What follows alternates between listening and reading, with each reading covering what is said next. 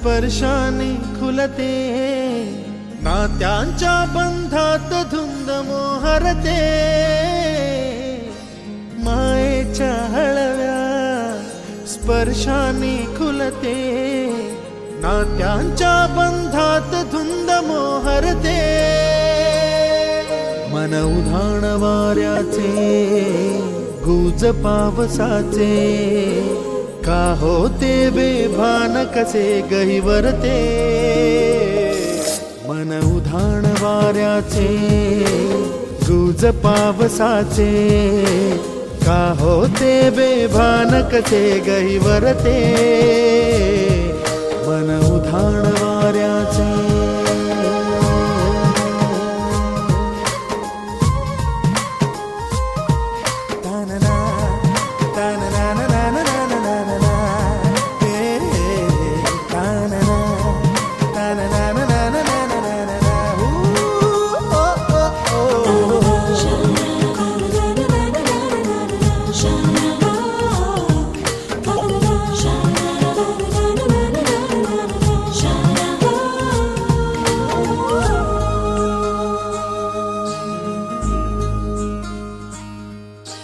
आकाशी स्वप्नांच्या हरपून भान शिरते, हुरहुर त्या सांजेला कधी एकटेच झुलते, सावरते बावरते झडते, अडखळते का पडते, कधी आशेच्या हिंदोळ्यावर मन हे वेडे झुलते, मन तरंग होऊन पाण्यावरती फिरते, अनक्षणात फिरून आभाळाला भिडते, मन उधाण वाऱ्याचे गुज पावसाचे, का होते बेभान कसे गहिवरते, मन उधाण वाऱ्याचे गुज पावसाचे, का होते बेभान कसे गहिवरते, मन उधाण वाऱ्याचे.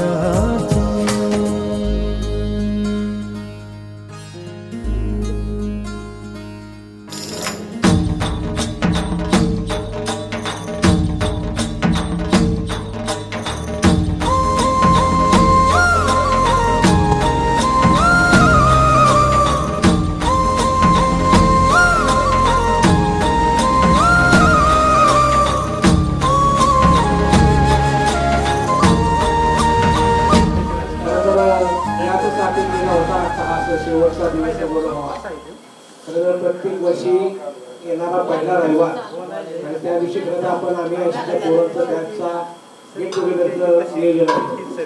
परंतु यावर्षी थोडंसं काही आपल्यातल्या काही मित्रांचं थोडंसं इतर कार्यक्रम असल्यामुळे ते सगळ्यांची थोडीशी विनंती आली की थोडा आपण कार्यक्रम पुढे घेतला तर चालेल, कारण तो पुढे ढकलत आज या ठिकाणी तो आपला 5वा स्नेहमेळावा संपन्न होत आहे आणि सर्वच विद्यार्थी मित्रांचं आणि स्टेजवरील सर्व मान्यवरांचं या ठिकाणी सहर्ष स्वागत करतो. टाळ्या वाजून आपण खरं प्रमुख पाहुण्यांचं स्वागत सांगायला आनंद वाटतो की खरं तर आपण गेली 5 वर्ष सातत्यानं हा स्नेह मेळावा घेत आहोत आणि आपली भूमिका आहे की आपल्या काळात ज्ञानार्जन केल्याने किंवा आपल्याला ज्यांनी शिकवलं, आपल्याला काही संस्कार केले, त्या गुरुजनांच्या प्रति कृतज्ञता म्हणून आपण दरवर्षी एका आपल्या काळातील शिक्षकांना या ठिकाणी निमंत्रित करून त्यांच्याशी इतर मान सन्मान असा एक आपला स्वरूप असतो. पहिल्या वर्षी आपण खरं तर बांधकेले सरांना निमंत्रित केलं होतं, त्यानंतर दुसऱ्या वर्षी आपले PM जाधव आतिथचे ते आपल्याला प्रमुख पाहुणे लागले होते. त्याचप्रमाणे तिसऱ्या वर्षी आमचे DM पडवळ होते, गेल्या वर्षी LS जाधव आणि यंदा बऱ्याच जण खरं तर MP शिंदेचं बरेच वर्षी पाहिल्यामुळे थोडंसं ओळखीचा जरा विषय होता जाता, परंतु MP शिंदे हे आपल्याबरोबर आपल्या काळामध्ये होते आणि म्हणजे गारमळकरवाड्यात राहायचे आणि मग आपण जास्त म्हणजे मी शेजारी होतो. त्यामुळे MP शिंदे काही सकाळचा नाश्ता शिरा बिरा केला की पहिला टेस्ट मी माझ्याकडचे असायची, त्यावर तो एक ते आणि खूप ऋणानुबंध आहे खरं तर. म्हणजे मला सगळेच आपल्याला आपण मुलं 18-20 झालेली होतं आपल्याला, खरं आपल्या आई वडील फार काय असे श्रीमंत नव्हते, कसं शिक्षण घेतलं खरं तुम्हाला सगळ्यांना माहिती आहे. परंतु मला आवर्जून सांगायला आनंद होईल की 9वीमध्ये मी परीक्षा हायस्कूलला करत आलो, 8वीला मी महाडला होतो, 9वीला मी हजर झालो इथे आणि 9वीला मला पहिला शाळेचा ड्रेस म्हणजे तो आपला आहे ना पांढरा शर्ट आणि खाली त्यावेळेचा तो एम.टी. शिंदे सरांनी मला शिवून घेतलेला होता. हे मला खरं आवडलं सांगायचं. असे खूप ऋणानुबंध आहेत. जाता तुम्ही आता या सगळ्या 5 शिक्षकांच्या बद्दल सांगितलं. मध्यंतरी दोन एस.के. पडवळ आपले जे सगळ्यांचे खरं तर ते मित्र म्हणून होते. आपल्या माणी सरांचे जाव आहे आणि त्यांचं लग्न आपल्या इथं असतानाच संगीताबरोबर झालं होतं. एस.के. पडवळे आपल्या 2 मेळाव्याला आवड उपस्थित होते, पण दुर्दैवानं गेल्या वर्षी त्यांचं म्हणजे मृत्यू झाला. आता आपल्या ते नाही खरं तर त्यांच्याही आठवणी आपण मिस करत आहोत. तर एस.के. पडवळांच्या प्रति पण या ठिकाणी सहवेदना आम्ही व्यक्त करतो. त्यानंतर आपले एम.टी. शिंदे सध्या आनंद आहेत. ते त्यांचं मूळ गाव रानंद मान तालुक्यामध्ये आणि ते त्यांच्या मनोगतामध्ये थोडंसं त्यांच्या एकंदरीत कुटुंबाविषयी किंवा कार्यकालाविषयी थोडीशी माहिती देते. आपले दुसरे या ठिकाणी पाहुणे आहेत ते प्राध्यापक नारायण टाक हे खरं जेजुरीचे आहेत. ते पुणे जिल्हा शिक्षण मंडळामध्ये अनेक महाविद्यालयामधून त्यांनी अध्यापनाचं काम केलं आणि आता ते सेवानिवृत्त झालेले आहेत. परंतु एक उत्तम वक्ता म्हणून तर प्राध्यापक नारायण टाक यांची ही खूप मोठी ख्याती आहे.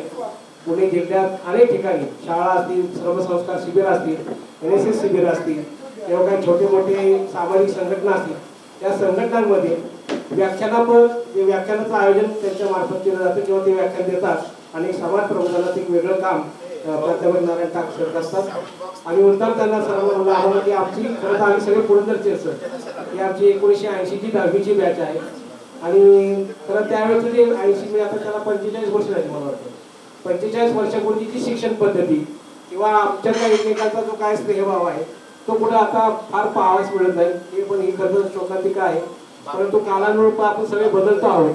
त्याप्रमाणे खरं तर बदलायला पाहिजे, तो विषय नाही. पण आता सगळे आमच्यातले काही आजोबा झालेत, आजी झाल्यात काही. आणि तुम्ही मगाशी आल्याप्रमाणे म्हणला की अबोशिक्षित, खरं तर अबोशिक्षित आम्ही सगळे आहोत. आणि अशा या 60च्या वळलेल्या तरुणांचा आणि तरुणींचा हा खरं तर स्नेह मेळावा आहे. मी पुनश्च एकदा गणेश प्राध्यापक नारायण टाकजी त्याप्रमाणे आपले एम.टी. शिंदे सर या दोघांचं स्वागत करतो. त्याप्रमाणे मला आवर्जून उल्लेख करायचा की गेली 5 वर्ष हे सातत्यानं कुठलेही सबब, कुठलेही कारण, कौटुंबिक अडचण नाही, काही अपरिहार्य कारणामुळे येऊ शकत नाही, तब्येत बरी नाही असं न सांगता सातत्यानं 5 वर्ष हजेरी लावणाऱ्या आमच्या कमल पोळ अर्थात कमल निर्भवणे आणि राधिका धारवळकर अर्थात राधिका भुजबळ हे खरं तर सपत्तिक येतात की त्यांचं खरं तर वैशिष्ट्य जोरदार काय करत या दोन्ही सगळ्यांमधून मुद्दाम भुजबळ साहेबांना आणि निर्भवणे साहेबांना म्हणलं की तुम्ही पुढे या, तुम्ही जसे आमची दाजी लागतात तसं म्हणलं तर आणि जावई मान तुम्हाला हा द्यायला पाहिजे म्हणून आम्ही खरं तुम्हाला व्यासपीठावर या ठिकाणी निमंत्रित केलं आहे. मी दोन्ही या अतिथींचं पण या ठिकाणी स्वागत करतो.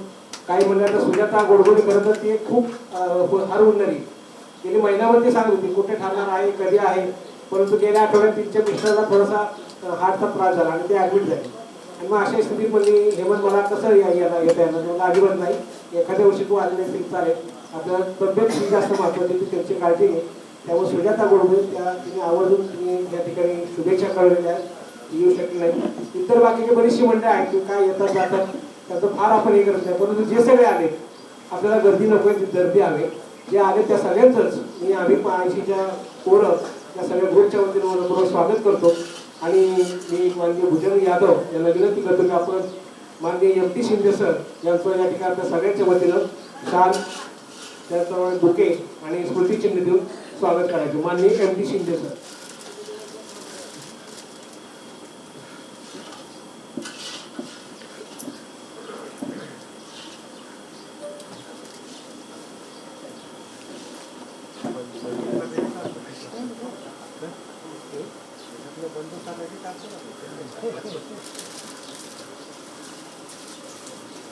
Okay, have look please. समोर बघा सगळे. हेमंत दादा 1 सेकंड.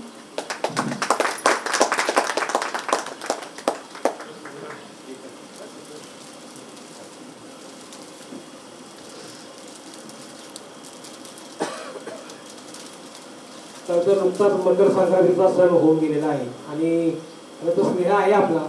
परंतु अजून उद्योजक भाव म्हणून तर भुजंगराव यादव यांनी तिळगुळाचं सुद्धा आयोजन आज या ठिकाणी या निमित्ताने केलेलं आहे. आपला मेळावा हा खरं तर वेगवेगळ्या कारणाने वेगळा ठरतो, लक्षवेधी ठरतो. केवळ यायचं आणि गप्पा मारायचं, जेवायचं जायचं असं नाही. मुद्दामाते चिरवळचा कार्यक्रम सर, सर, सर, काही सर. गोष्टी असतील, भुजंगराव, किंवा एक reaction. इतर काही छोटे मोठे उपक्रम असतील हे साजरे करत आपण हा कार्यक्रम करत असतो. धन्यवाद एम.टी. शिंदे सर आपण आलात. यानंतर आमचे दुसरे आजचे प्रमुख अतिथी प्राध्यापक नारायण टाक यांचाही सन्मान या ठिकाणी भुजंग यादव यांनी करावा मी त्यांना विनंती करतो. आपल्या सर्वांच्या वतीने खरं तर हे सन्मान या ठिकाणी होत आहे. माननीय प्राध्यापक नारायणराव टाक.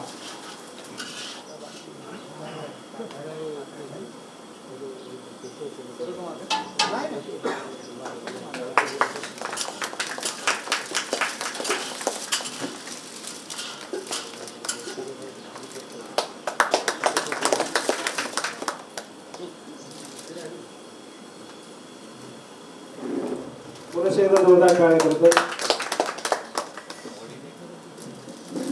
यानंतर अरुण भोसले यांना मी विनंती करतो की आपण माननीय भुजबळ साहेब आणि माननीय निर्मळ साहेब यांना गुलाब पुष्प देऊ त्यांचे आपल्या सर्वांच्या वतीनं प्राथमिक स्वागत करावं. माननीय भुजबळ साहेब.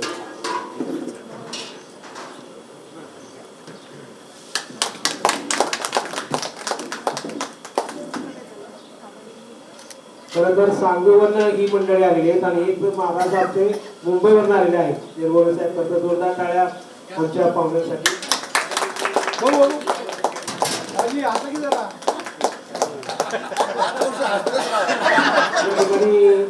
टाकसर कर्मवीर विद्यालय परिचय म्हणजे आमचं दैवत कर्मवीर भाऊराव पाटील आणि त्यांच्या प्रती खरं तर सद्भावना किंवा त्यांच्या प्रती भक्तिभाव म्हणून आपण या ठिकाणी उपस्थितांनी प्रतिमेचं पूजन करावं आणि त्यांना या ठिकाणी आदरभाव व्यक्त करावा.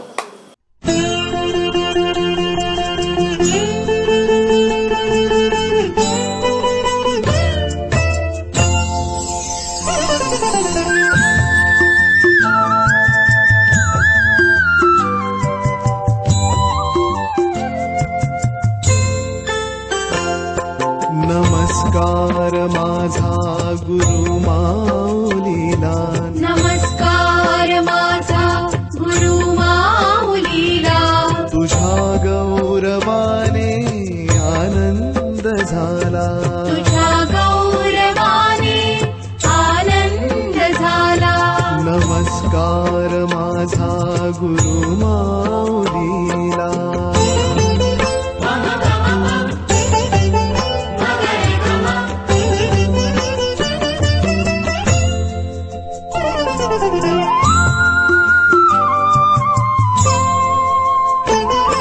इथे कर्मवीर भाऊराव पाटलांचा ज्ञान यज्ञ. इथे मांडला तू असा ज्ञान यज्ञ. अडाणीपणाला केले तू सुज्ञ. अडाणीपणाला केले तू सुज्ञ. मिळे हा जिव्हाळा तुझ्या सावलीला. मिळे हा जिव्हाळा तुझ्या सावलीला. तुझ्या सावलीला. तुझ्या सावलीला. नमस्कार माझा गुरु माऊलीला. कर्मवीर भाऊराव पाटलांचा. कर्मवीर भाऊराव पाटलांचा. पुन्हा एकदा मी आलेल्या सर्व मान्यवरांचं सहर्ष स्वागत करतो. तर खरं तर कर्मवीर विद्यालय परिचय 1980 ची 10वीची बॅच आणि तीच आम्ही आमची पहिली 12वी होती. आमची 1982 ची आमची पहिली 12वीची बॅच परीक्षेमध्ये या ठिकाणी झाली. खरं त्यावेळेचा तो काळ आणि आताचा असं एकंदरीत तो पाहिला तर मुद्दाम आणि सगळं खरं तर मला आवर्जून सांगा वाटतं की त्यावेळेस परीक्षेच्या शाळेमध्ये जवळजवळ 12-13 गावातले विद्यार्थी शिक्षणासाठी येत होतो. म्हणजे मांडरपासून ते कांबळवाडी, यादववाडी, हरगुडे, वीर, करवंदे, गोठा आणि प्रॉपर परीक्षा असेल, माहूर असेल आणि या भागातून सगळे विद्यार्थी येत होते. आणि त्यावेळेचं एकंदरीत खडतर जीवन तुम्ही आम्ही सगळ्यांनी अनुभवलेलं आहे आणि खरं त्यामुळे खरं आम्ही काहीतरी शिकलो किंवा काहीतरी घडलो असं मुद्दाम नमूद करावं वाटतं. आमच्या नंतर आता आमची जी पिढी आहे, नंतरची पिढी टाकसर, तर ते बऱ्यापैकी सगळी मुलं वेल सेटल आहेत. सगळे प्रत्येकाचे प्रपंच व्यवस्थित चालू आहेत, मुलं बाळ आहेत, सगळं आहे. परंतु त्या मुलांना सुद्धा आम्हाला आमचा जो काळ होता तो जर सांगितलं तर त्या मुलांना सुद्धा खरं तर अभिमान होता. खरं तर कवनची मुलगी या ठिकाणी राधाताई चिरंजीव या ठिकाणी उपस्थित आहे. आमच्या अरुणवतीचे सौ आहे.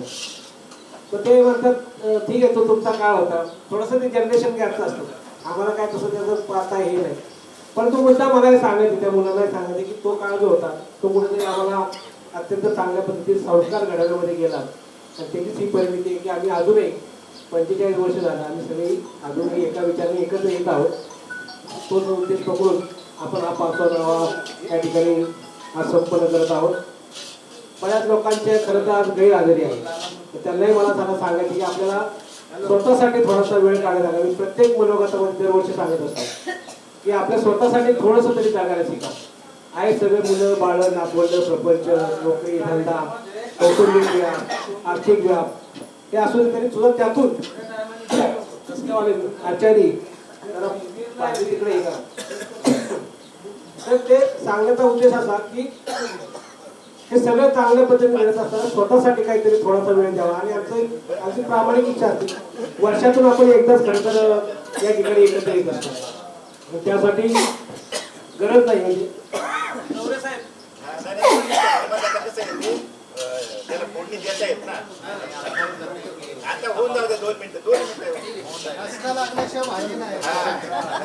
म्हणजे त्याशिवाय आपली ग्रुप पण वाढणार नाही. या ठिकाणी आमचा सुधाम नवले या ठिकाणी उपस्थित झालेला आहे. थोडस त्याला या पाठीमागे जरा उशीर आलेला आहे. तर सुधाम नवले आम्ही या ठिकाणी स्वागत करतो. तर आलेल्या सर्वच आपल्या विद्यार्थी मित्रांचं त्यांच्या कुटुंबियांचं त्यांच्या मुलांचं या ठिकाणी स्वागत करतो. या ठिकाणी छोटासा सत्कार म्हणता नाही तर कौतुक या ठिकाणी मुद्दा मला सांगायचे की आपला सुभाष पापड मांडवचे गावचे सुभाष जगन्नाथ पापड खरं तर तुकडीमध्ये सुभाष होता. सुभाष जगन्नाथ पापड मुंबईला ते पोलीसमध्ये होते, रिटायर झालेले आहेत. त्यांच्या कन्येने मायक्रोबायोलॉजीमध्ये आता PhD प्राप्त केलेली आहे. चारुशीला सुभाष पापड आता ते मॅरेज झाले, तिचं पाठीवाड नाव आहे. खरं तर मुलीला घडवण्यात बापाचं खूप मोठं त्याचं सार आहे किंवा त्याची खूप मोठी तपश्चर्या आहे. आणि म्हणून तिच्या वतीनं वडिलांचा आपण या ठिकाणी प्राथमिक गुलाब पुष्प देऊन सन्मान करणार आहोत. मी टाक सरांना विनंती करतो की चारुशिलाच्या वतीनं सुभाष पापड यांनी तिचा सन्मान या ठिकाणी स्वीकारायचा. चारुशिला सुभाष पापड PhD मायक्रोबायोलॉजी सुभाष पापड या पुढे जोरदार टाळ्या करतात. आणि मला सांगायचं मुद्दा सगळ्यात आपल्या मित्रांना आपल्या कुठल्याही कुटुंबातील कुठल्याही व्यक्तीने काय अशी वेगळी अचीवमेंट केली तर खरं तर ती ग्रुपला तुम्ही शेअर करावं. कारण तुम्हाला जसा आनंद होतो तसा तो आम्हालाही त्याला आनंद होणार आहे. म्हणून आपल्या मुलांनी काय असं वेगळं काहीतरी थोडंसं काही जर साध्य केलं किंवा काय केलं तर जरूर आपल्या आम्ही 80च्या पोरांच्या ग्रुपला ते शेअर करत जा जेणेकरून ते माहीत होतं. आता आम्ही भोसलेची सुद्धा कन्या उत्तम पद्धतीची ती फार्मसी तिने केलेला आहे आणि उत्तम पद्धतीने ती मेडिकल पुण्यामध्ये चालवते. आमच्या आरोग्याची कन्या अनेक इतर मुलं आहेत. आमची बालचंद्र बुतकर त्यांच्या दंत वैद्यकीय परीक्षेची MDS तिने केलेली आहे. BDS केलं आणि MDS सुद्धा केलं. अश्विनी आमची बुतकर त्यांचे वडील या ठिकाणी संजय जाधव या ठिकाणी मुंबईवरून आहेत. ते खरं तर समाजसेवी संघटनेतले आहेत. नो लिकर झोनची खूप मोठी चळवळ त्यांनी खाण्यामध्ये चालवली आहे. आणि अत्यंत मध्ये बड्या राजकीय झेंडाला सुद्धा वरतीवर आणण्याचं काम त्यांच्या त्या संघर्ष चळवळीने त्या केलेलं आहे. असे संजय जाधव या ठिकाणी उपस्थित आहे. अनेक मंडळी आहेत खरं तर सगळ्यांचंच कौतुक करावं तेवढं थोडं आहे. मी या ठिकाणी खरं तर टाक सरला आता तुम्हाला थोडी शंका आहे की टाक सरला का बोलवतं. त्यासाठी उद्देश असा आहे की आपण आपलं एकमेकांचं मनोगत आणि हितगुज बोलण्यापेक्षा थोडंसं काहीतरी वेगळं 4 गोष्टी आपल्या कानावर ऐकायला पडाव्यात. त्याचा कुठेतरी आपल्या भविष्यात उपयोग व्हावा या दृष्टीने मी आज या सरांना या ठिकाणी मदत केलेलं आहे. तुम्ही सांगितलं त्यांचा परिचय कारण की ते उत्तम वक्ते आहेत. त्याबद्दल पण खूप त्यांची छान व्याख्यानं वगैरे होतात. काही पुस्तकही त्यांनी लिहिली आहेत. त्याचं कोलाज हे पुस्तक फार मध्यंतरी गाजलं, त्याला अनेक पुरस्कार मिळाले. तर असे प्राध्यापक नारायण टाक त्यांना आपण आपली पुढची सूत्र देऊन मी त्यांना विनंती करतो की आपण आपलं व्याख्यानपर मनोगत या ठिकाणी व्यक्त करावं. धर्मवीर भाऊराव पाटील यांना मी प्रथम वंदन करतो. श्रीनाथ मुस्कोवाला वंदन करतो. या कार्यक्रमाचे मुख्य अतिथी शिंदे साहेब त्यांनी मला बोलवलं. ते कवी हेमंत ताकवले, उपस्थित असलेले सर्व सन्माननीय व्यासपीठ आणि सर्व माझ्या बंधू भगिनी मला जेव्हा ताकवले मी सांगितलं की तुम्हाला असं असं व्याख्यानाला यायचंय, तर मला प्रश्न पडला. आवाज येतोय आवाज. मला प्रश्न पडला खरं की काय बोलायचं. त्यांचं मला पत्र आलं त्याच्यामध्ये की आम्ही 80ची पोरं. मी तुमच्या अगोदर 2-3 वर्ष SSC झालो आणि कर्मवीर भाऊराव पाटलांच्या शाळेमध्ये मी 4 वर्ष शिकलो. त्यामुळे कर्मवीर भाऊराव पाटलांविषयी माझ्या मनामध्ये मला फार आदर असताना आता काय बोलायचं. ज्या लोकांनी साठी ओलांडलेली आहे त्यांना तत्वज्ञान नाही सांगायचं, कारण आता त्यांचा अनुभव एवढा मोठा आहे की ते दुसऱ्याला सांगणार आहे. मार्गदर्शन हा विषय नाहीच. कारण एकदा काय झालं का गावामध्ये आचार्य दादा धर्माधिकारी व्याख्यानासाठी गेले होते, फार मोठे विद्वान पंडित न्यायमूर्ती, आणि त्यांना पत्ता दिला होता की पोस्टाच्या समोर व्याख्यान आहे. ते एसटीने त्या गावामध्ये गेले, एसटी स्टँड वरती उतरले. आता इकडे तिकडे बघितलं, पोस्ट काय लगेच एसटी स्टँड जवळ असणार नाही. गावामध्ये बारीक बारीक रस्ते त्यांना दिसले. एक मुलगा चालला होता 8वी-9वीतला, त्याला म्हणले बाळा थांब रे, मला थोडी मदत कर. तो म्हणला काय मदत पाहिजे तुम्हाला. ते म्हणले मला पोस्ट कुठे आहे ते सांग. तो म्हणला तुम्ही असं सरळ जा, इकडे वळा, परत पुढे जा, परत असं डाव्या बाजूला वळा, परत उजव्या बाजूला गेला, तिथून पलीकडे जा, तिथून वळा. ते म्हणले थांब थांब, एवढं काय माझ्या लक्षात राहत नाही. त्यापेक्षा पोस्ट तू दाखव ना मला. तो म्हणला चालेल दाखवतो मला.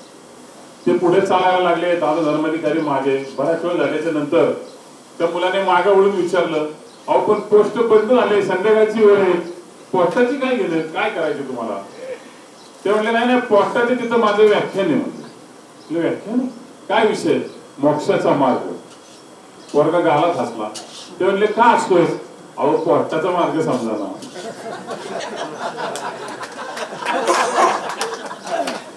मोक्षाचा मार्ग सांगायला. त्यामुळे मार्गदर्शन हा फार म्हणजे काय जड शब्द आहे मराठी मधला. पण मला तुमच्याशी एका गोष्टीशी बोलायचंय. तुम्ही सगळे वीरच्या परिसरातले लोक आहात. मी 1997 सालापासून एक विषयाची मांडणी करतोय आणि ती मला आज तुमच्याशी बोलायचंय.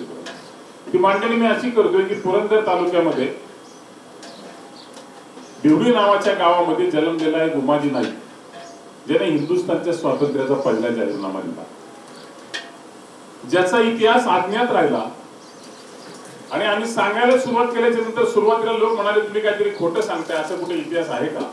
आणि नंतर लोकांना ते पटायला लागले. आणि तुम्हाला माहिती आहे की आता उमाजी नायकांच्या या सगळ्या इतिहासाला बरीच प्रसिद्धी मिळाली, तरी आम्ही असं म्हणतोय की शालेय अभ्यासक्रम म्हणतो यावा. त्या मातीचं वैशिष्ट्य असं आहे की उमाजी नायकांच्या विषयी जे साहित्य मिळतं त्याच्यामध्ये डेव्हिस नावाचे एक अधिकारी होते. त्यांचं गाव, उमाजी नायकांचं गाव बिवडी. पुरंदरचे किल्ला आणि वतन सांभाळण्याचं काम त्यांच्या कुटुंबाकडे होतं, त्यांच्या साथीदारांच्याकडे होतं. ते ब्रिटिशांनी काढून घेत होते.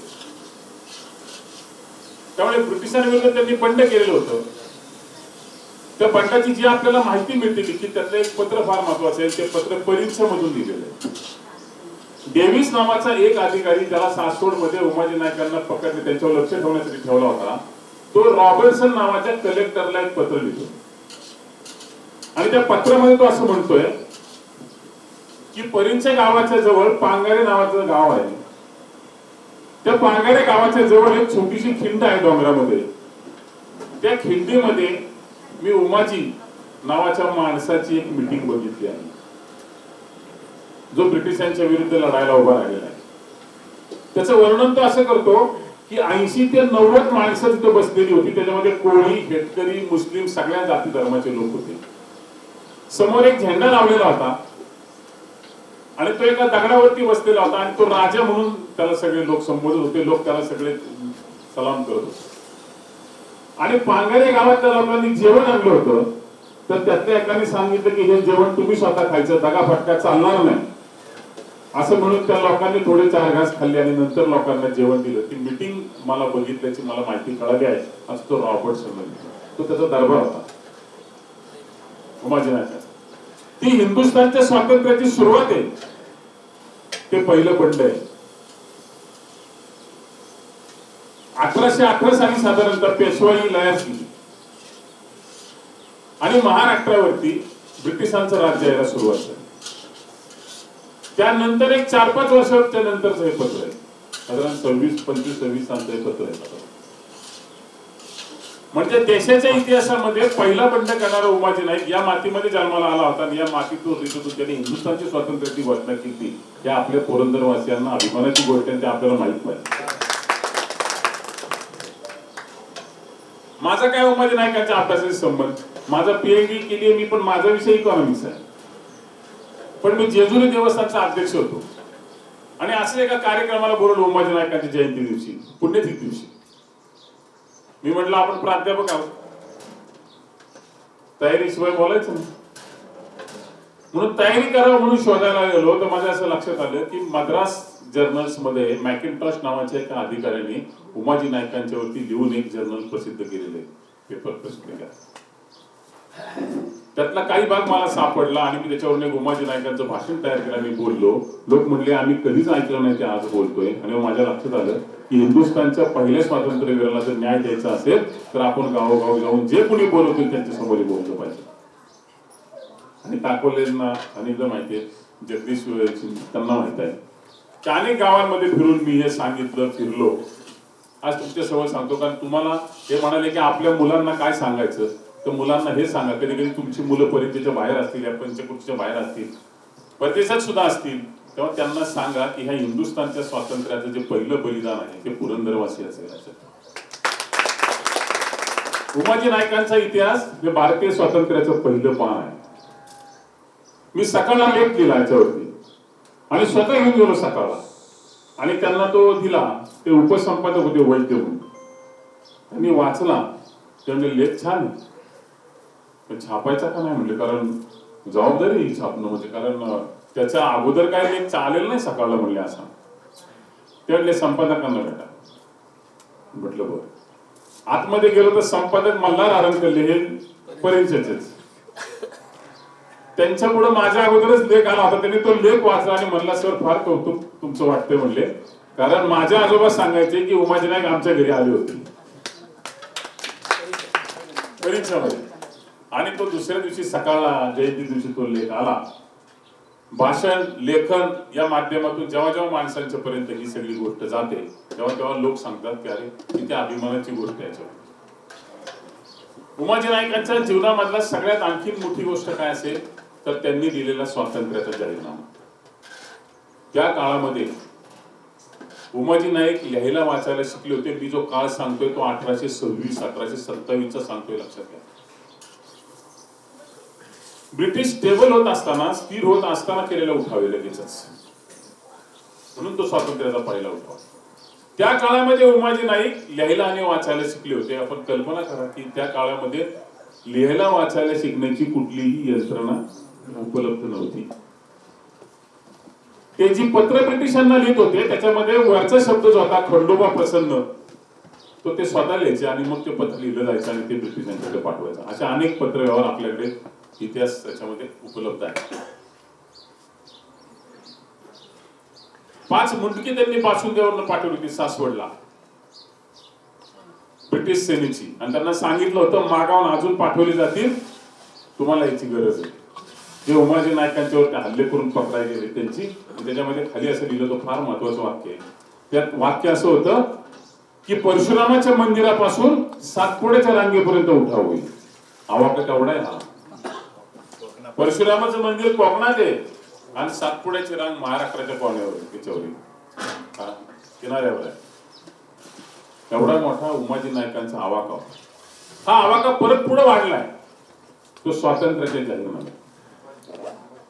तो इथले सरदार उमराव सगळ्यांना उद्देशून, नागरिकांना सगळ्यांना उद्देशून दिलाय. लक्षात घ्या, राष्ट्रराज्य ही संकल्पना जगात जन्मलेली नाही. राष्ट्रराज्य ही संकल्पना नंतर जन्माला आली, म्हणून माझं राष्ट्र पाहिजे ही संकल्पना आपण मांडली. कारण आपल्याला माहित आहे की आपण जेव्हा स्वातंत्र्य मिळवलं तेव्हा इंग्लंडच्या पार्लमेंटमध्ये चर्चा चालली होती की भारताला स्वातंत्र्य द्यायचंय. पराभूत झालेला विस्टन चर्चिल विरोधी पक्षाच्या बाकावर बसला होता आणि तो जेव्हा भाषणाला उठला तेव्हा तो असं म्हणाला, India is not nation, it's only population. राज्य काय कुठल्या लोकसंख्येला द्यायचं असतं का, तो म्हणाला. त्यांना विचारा तुमचा देश आहे का कुठं, आणि कुठेही नकाशा विचारा त्यांना, तो इंडिया इज पॉप्युलेशन. जेव्हा राष्ट्रराज्य ही संकल्पनाच जन्माला आलेली नव्हती त्यावेळेस उमाजी नाईक हिंदुस्थान म्हणचा शब्द वापरतो जाहीरनाम्यामध्ये. आणि उमाजी नाईक म्हणतायत की हिंदुस्थानचा जाहीरनामा मी लिहित आहे, राज्य माझं येईल आणि ते न्यायावर आधारलेलं असेल, जस्टिस. मॅकिंटॉश नावाचा अधिकारी उमाजी नाईकांना पकडल्याच्या नंतर त्यांची माहिती सगळी याच्यामध्ये घेतोय, तुरुंगामध्ये विचारतोय की कसं काय वाटलं असं स्वातंत्र्याचा लढा उभा करावा म्हणून. उमाजी नाईकांचं वाक्य, या भूमीमध्ये शिवाजी राजा नावाचा राजा होऊन गेला होता, तो माझा आदर्श आहे, म्हणून स्वराज्य निर्माण करायचं. इतिहासाला पहिलं पान नसतंय करायचं. उमाजी नाईकांचा इतिहास सुरू करायचा असेल तर छत्रपती शिवाजी महाराजांपासून सुरू करावं लागेल, पण प्रेरणा शिवाजी महाराजांची. म्हणून ज्या मातीमध्ये आपण जन्माला आलो, ज्या मातीमध्ये आपण शिकलो, ज्या मातीमध्ये आपण राहिलो, ती माती सामान्य नाही. आपल्या पुढच्या पिढ्या जरी काय रोजगाराच्या निमित्ताने बाहेर गेल्या तरी त्यांना सांगा की ही माती किती पवित्र आहे आणि हिने हिंदुस्थानच्या स्वातंत्र्याची स्वप्न बघितलीत आणि तिला पुढे यश आले. आज आपण म्हणतो की आमची राज्य व्यवस्था आणि आमचं संविधान न्यायावर आधारलेलं आहे. आपण सामाजिक न्यायाची अपेक्षा करतो, जी अपेक्षा त्यांनी शेकडो वर्ष अगोदर केली. आणि हा इतिहास आपण दुसऱ्या पिढीला सांगितला पाहिजे, एका पिढीकडून दुसऱ्या पिढीला सांगितला पाहिजे. त्या काळात कुठं मोबाईल होता तेव्हा, त्या काळामध्ये एकमेकाला दिलेले निरोपच होते, त्यातूनच हे सगळं करतो. प्रतिव्यवस्था निर्माण केली होती, इंग्रजांना महसूल देऊ नका, महसूल मला द्या, मी राज्य करत आहे. उमाजी नाईकाचा फतवा आहे जनतेसाठी, एवढी ताकद आहे. इंग्रजांना एवढ्या मोठ्या बलाढ्य सत्तेला हे आव्हान देणं कंपनीला सोपं नव्हतं, पण ते क्रांतीवीर उमाजी नाईकांनी या भूमीमध्ये केलं. आणि म्हणून या पवित्र भूमीबद्दल एकमेकाला सांगायचं. मी जे तुम्हाला सांगितलं की ते वाचलं, मी लहानपणी फक्त जेजुरीचा राहणारा असल्यामुळे आमच्याकडे एकच फोटो मी उमाजी नाईकांचा बघायचो लहानपणी, कारण आपल्याकडे माहिती परीक्षा जवळ आली की आपण देवाला जातो. आमच्याकडे जेजुरीमध्ये जेजुरीची लहान मुलं सगळी तुम्हाला खंडोबाच्या मंदिरात भेटणार जर उद्या पेपर असेल, तसे आम्ही पण जायचो. आता यांना हे वीर देवस्थान चालवते, त्यांना माहित आहे ते. तर तिथे मी उमाजी नाईकांचा एक फोटो बघायचो आणि वाटायचं की काय त्याचं रुबाब आहे, ते मिशा मिशा असं उभं राहिलेलं असं. मला हे भाषण काय करावं हा प्रश्न पडला होता, पण आता ते जगदीश शिंदेने हातात बंदूक दिली, त्यांना म्हणलं आता उमाजी नाईकवर बोलतो. कारण आमचा विषय झाला होता की पुरंदरवरती बोलायचं. मी म्हणलं साहित्य कला अनेक विषयावर बोलतो, अरे म्हटलं उमाजी नाईकच महत्वाचे नाही का. मी अशासाठी सांगतोय की तुम्ही तुमच्या मुलांना, तुम्ही ज्यांना सांगताय नातवंडांना, त्यांना हा इतिहास सांगा. हा पुरंदरचा इतिहास आहे ज्याचा आपल्याला अभिमान आहे. केवळ आपल्याला अभिमान नाही, ज्ञात इतिहास नसल्यामुळे तो पुढे आला नाही जास्त. त्याच्यावर अभ्यास जेव्हा झाला आणि उमाजी नाईकांच्या इतिहासाला न्याय देणारी लेखणी पुढे आली नाही तर त्या काळामध्ये, त्यामुळे हा प्रश्न राहिला. असा भारताच्या इतिहासात अनेक अज्ञात गोष्टी आहेत, त्याच्यामध्ये ती एक आहे. म्हणून उमाजी नाईकांचा या भूमीमध्ये सगळा उल्लेख घेतलाय. साकुर्ड्याचा उल्लेख आहे, जेजुरीचा उल्लेख आहे, परिंजेचा उल्लेख आहे, पांगाऱ्याचा उल्लेख आहे, आपल्या घाटाचा उल्लेख आहे. हा सगळा म्हणजे हा जे काय सगळं घडतंय ते सगळं आपल्या परिसरामध्ये घडतंय, लक्षात घ्या. त्यामुळे आपल्यासाठी अभिमानाची गोष्ट आहे. म्हणून मी माझ्या मनामध्ये ठरवलं की ज्ञात नसलेल्या इतिहासावरती बोलायचं. आता हे म्हणाले की तुम्ही जेजुरीवरती बोलताल म्हणून, जेजुरीवर बोलायचं काय, गड तुम्हाला सगळ्यांना माहिती, तुम्ही सगळ्यांना देव माहिती आहे, आणि त्या मालिकेने स्वतःच्या मनाप्रमाणे देव एवढा रंगवलाय की आता कोणी सांगण्याची गरज नाही, सांगण्याची गरज नाही. पण जेजुरीच्या ह्या इतिहासाचा आणि माझा काय संबंध, तर मार्तंड विजय हा जो ग्रंथ आहे खंडोबाचा, तो लिखित स्वरूपामध्ये असलं, तो प्रिंट करायचा नाही असं लोक म्हणायचे. प्रिंट करायचा नाही, मग आता तो राहणार कसा ना जिवंत. एखादी दुसऱ्या पिढी लिहिलं तर ना. मी 5 वर्षाचा होतो त्यावेळेस माझ्या वडिलांनी, माझी आई पोथी ऐकायला जायची, जिथे ती पोथी जायची तिथे दगडोबा शाहीर यांच्या घरी जायची वाचायला. त्यांच्याकडून तो मार्तंड विजयाची जुनी पानं मुळकी आणली, दुसरीकडून आणखीन एक ग्रंथ काढून तो हस्तलिखित लिहिला. तो आमच्या घरी आहे, 2 हस्तलिखित लिहिले. नंतर डॉक्टर राची डेरे कोर्टात गेले, त्यांनी केस जिंकली आणि त्यांना ओतूर मध्ये त्याची एक प्रत सापडली होती. त्याच्यावर त्यांनी तो प्रिंट मध्ये आणला, तो आता प्रिंट मध्ये उपलब्ध आहे. परंतु ती परंपरा टिकवण्यामध्ये माझ्या वडिलांचा फार मोठा वाटा आहे. जर तो लिहून नाही ठेवला तर नसतंच होणे ना, मग त्यातले शब्द लागत नव्हते, अशा वेळेस तो लिहिलाय. तर त्याच्यामध्ये एक भोपाळी आहे. तुम्ही जर जेजुरीच्या गडावरती गेलात तर पहाटे तुम्हाला हे ऐकायला मिळेल. आणि माझ्या तर मी मोबाईल मध्ये तुम्हाला देतो जाताना. ती कोणी लिहिली आहे भोपाळी? ती शाहीर सगनभाऊ नावाच्या एका माणसाने लिहिली. हा कोण माणूस आहे? सैन्य चाललं होतं जेजुरीमधून, त्याची आई गरोदर होती आणि त्यांचा सगनभाऊचा जन्म जेजुरीचा, म्हणून ते जेजुरी. आणि त्याने पेशव्यांच्या दरबारी पुढे कवणं लिहिली. पानिपतचा संग्राम जो आज आपण वाचतो ना, त्याचं वर्णन उमाजी त्यांनी शाहीर सगनभाऊने लिहिलं, ते वाचतोय आपण, लक्षात घ्या.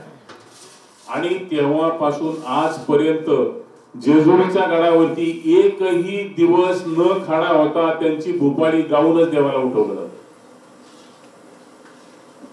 तेवढं विशेष आहे. त्याला मी कॅसेटवर आणलं, लोक म्हणाले कॅसेटवर आणू नका, आपला ठेवाय, पण मी म्हणलं नाही, ते महाराष्ट्राला समजून, कारण मला आवडलं काय, त्याचं वर्णन फार सुंदर आहे. जशी पराक्रमाचा पुरंदर आहे तसा तो लेखणीचा पण आहे, लक्षात घ्या. पण आपल्याला मी अज्ञात असलेल्या लोकांविषयी मला बोलायचं. त्याने जेजुरीचं वर्णन केलं असं. सकाळ कशी आहे प्रसन्न जेजुरी मधली, वृक्ष बकुळे वरती रावे, पक्षी रावे गजबजती, काकांचा कलकलाटदारी चिमण्याची वचवती, उंच वृक्षावर तास पिंगळे मोर टाव करती, कुंभ घेऊन या श्री देवांगणा पाण्याला जाते. काय सुंदर सकाळचं वर्णन केलं त्याचं, आणि त्या भोपाळीत वर्णन केलं. आणि तो म्हणतो की देवा उठा, माळसाबाई म्हणतीये की उठा, प्रातःकाळ झालेली आता, उठणे मी लाविते तुम्हाला सणाचं दीपवाणी. ते असं म्हणून माळसाबाई त्यांना उठवतीये आणि त्याच्यावरती ते बोलतायत की भोपाळी रोज म्हणली जाते, गायली जाते. पुरंदरच्या या लेखणीला न्याय नाही मिळाला, न्याय नाही मिळाला. मी साहित्य संमेलनात सुद्धा सासवडच्या म्हटलं होतं की एक तरी कमान शाहीर सगनभाऊंची असावी, पण तसं झालं नाही. शाहीर सगनभाऊंनी लावण्या लिहिल्या, उत्तम लावण्या लिहिल्या, उत्तम पोवाडे लिहिले. आणि सगनभाऊंची ही जे गीत आहे, जी भोपाळी मी तुम्हाला सांगितली आता, ती भोपाळी मी देवस्थानचा चीफ ट्रस्टी होतो, माझी फार इच्छा होती की कॅसेट तयार किंवा कॅसेट असायचा, कोणी गायची. तर एक गृहस्थ मला भेटले, ज्याचा कॅसेटचा व्यवसाय होता. ते म्हणले आपण हे करू. मग आम्ही ती चंद्रशेखर गाडगीळ, ते गाणं आहे ना निसर्ग राजा आहे, त्याचे गायक, आणि उत्तरा केळकर यांच्याकडून ते गाऊन घेतले. तर ते जेव्हा चंद्रशेखर गाडगीळ माझ्याकडे घरी आले, ते असं मला म्हणाले की पण हिची चाल सांगा मला. मी म्हटलं ती चाल नाही सांगणार, तुम्हाला मंदिरात घेऊन जातो, ती पहाटे आहे. आणि ते पहाटे मंदिरामध्ये गेले आणि त्यांनी चाल ऐकली. म्हणजे याला काय चाल लावायची, ही लिखाणच भूप रागातलंय, त्याचं लेखणीच रागातली आहे. म्हणजे याला वेगळी चाल नाही, ही जी चाल आहे त्याच चालीवरती मी म्हणणार आहे. आणि त्यांनी त्या चालीवरती लिहिली. ते सगळं गाणं पूर्ण झाल्यानंतर त्यांचं एक वाक्य मी कधी विसरणार नाही. ते म्हणाले, सर कुदरत या चित्रपटासाठी मी गाणं गायलेलं आहे, ते फिल्मावले राजेश खन्नावरती, पण त्या गाण्यापेक्षा सुद्धा तुमची भोपाळी माझ्या दृष्टीने आयुष्यात श्रेष्ठ. म्हणजे इतकं सुंदर साहित्याचा वारसा त्या पुरंदरला मिळाला. या पुरंदरला पराक्रमाचा इतिहासाचा वारसा मिळालाय. इतकंच नाही, सामाजिक चळवळीचा मोठा वारसा मिळाला. मी अर्थशास्त्र मध्ये PhD केलेली आहे. माझ्या PhDच्या सुरुवातीलाच मी काही उल्लेख केले, त्यातला एक उल्लेख असा आहे, सहकार चळवळ सुरू झाली, त्याचा कायदा आला 1904 साली. पुरंदर मध्ये पहिली सोसायटी स्थापन झाली 1902 साली. म्हणजे सहकाराचा प्रयोग कुठे गेला पहिला? पुरंदर मध्ये. कर्जासाठी जी बंड झाली महाराष्ट्र देशामध्ये, त्यातली दोन महत्वाची बंड आहेत. त्यातला एक मद्रास मधलं एक आहे आणि दुसरं पुरंदर मधलं आहे. पुरंदरच्या बंडावर त्यांनी दिले की महात्मा फुलेंच्या प्रेरणेतून इथले लोकांनी बंड केलं आणि ते सावकारशाही विरुद्ध लढले. एवढा मोठा इतिहास आहे. हा इतिहास ह्या वयात सुद्धा आपल्याला का माहिती पाहिजे, तर हा आपल्या पुढच्या पिढीला सांगेल. आपल्या पुढच्या पिढीला तुम्ही हे सांगा, उमाजी नाही अभिमान वाटेल त्यांना की अरे आपल्या पुरंदरचा हा इतिहास आहे. महाराष्ट्रामधला सर्वात, मी नेहमी म्हणतो की काय असावं चांगलं, तर महाराष्ट्राचा सर्वात उंच किल्ला पुरंदर आहे, तसं उंच व्हायला शिका. आणि महाराष्ट्रामध्ये सगळ्यात खळखळ होणारी नदी, डबकन होणारी कुठली असेल ती करा. ती पूर येते आणि पटकन निघून जाते. तिचा आदर्श. पण पुरंदरची भूमी ऐतिहासिक भूमी आहे लक्षात. जेजुरीच्या इतिहासावर काय लागलं, मी माझ्या कॉलेज पुस्तक जर तुम्ही वाचलं तुमच्या लक्षात येईल. तुम्ही सुद्धा एक सगळ्यांनी प्रयोग करावा की आपल्या परिसरामध्ये छोट्या छोट्या घटना लिहून ठेवायच्या. आमच्याकडे कडे पठारी जाताना एक दगड आहे असा मोठा एवढा असा, आणि ह्याच्यापेक्षा मोठा एक दगड त्याच्यावरती डोंगरात, त्याला सासू सुना म्हणतात, तुम्ही कुठे बघितलं असेल, परत त्याला बघितलं असेल. त्याच्यावरती मी लिहिलं आणि म्हटलं की याला कोणी प्रसिद्धीच देत नाही, कथा आहे. त्याच्यावर कथा अशी लिहिली गेली की सासू आणि सुना दोघ जणी डोंगरामध्ये जायच्या सरपण आणायला. सासू अशक्त होती, सून जरा दणदणीत होती, पण भाकरी सासूकडे होती. दोघींचा वाद झाला. सासूने ठरवलं की हिला भाकरीच द्यायची नाही खायला, ती एकटीच खायला बसली. सून आली, रागाने तिच्या अंगावरती बसली. देवाने शाप दिला आणि दोघींच्या शिरा झाल्या. काय करता ती मला लिहिली. आपल्या सकाळने जेव्हा त्याच्या परिचय तेव्हा त्यांचा फोन आला, सासू सुना बघायला यायचं आम्हाला पाहिजे. मग तो एक दगड आहे, तो निसर्गाचा चमत्कार आहे. आमच्या गावात एक कथा अशी आहे की त्या तो मागची जी तिकडे खंडोबाच्या मागची तिथे एक दगडी नंदी असं ओबड दोबड नंदी आहे. तो खरं म्हणजे काम करता करता जमला नाही म्हणून सोडून दिला नंदी.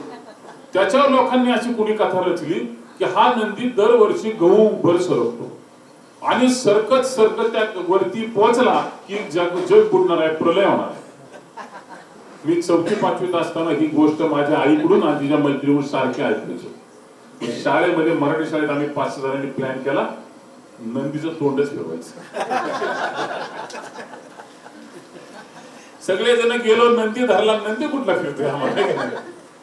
नंदी काय फिरला नाही, पण रात्रीचा सारखा प्रलय व्हायचा मनामध्ये. दाटून यायचं की पाऊस पडायला लागलाय, प्रलय होते, आता सकाळ होणार का नाही, सगळं जग बुडणार. किती आपल्या हातात होतं पण आपल्याला जमलं नाही का नाही. आणि मोठी माणसं आपल्याला साथ देत नाही. नाहीतर सगळ्यांनी मिळून नंदी ओढायचा. पण वाईट आहेत माणसं, सगळ्यांनी मिळून नंदीचं तोंड फिरवलं असतं, प्रलय थांबला असता. तसं झालं. पुढे मी देवस्थानावर गेल्यानंतर सहज एकदा जाता आता नंदी बघितला. म्हणलं अरे तुला आता मी फिरवू शकतो, पण मला माहितीये की प्रलय तू करत नाहीस आणि आता प्रलयची गरज नाही. आम्ही जी मोठी मोठी शास्त्रास्त्र तयार केलेली आहेत ती एकमेकांना नष्ट करायला पुरेशी आहेत, आता नंदीची गरज नाही. असे छोट्या छोट्या गोष्टी दिल्या. तुम्ही वाल्ल्यावर आता मी आलो, चिंदेली हो, महाराष्ट्राचं कुलदैवत एवढं मोठं टेकडीवरती उभं आहे. दुसऱ्या बाजूला परदेशी कंपनी असलेली मोठी MIDC उभी आहे आणि त्या दोन्हीच्या मध्ये चिंदेदेवी उभी आहे.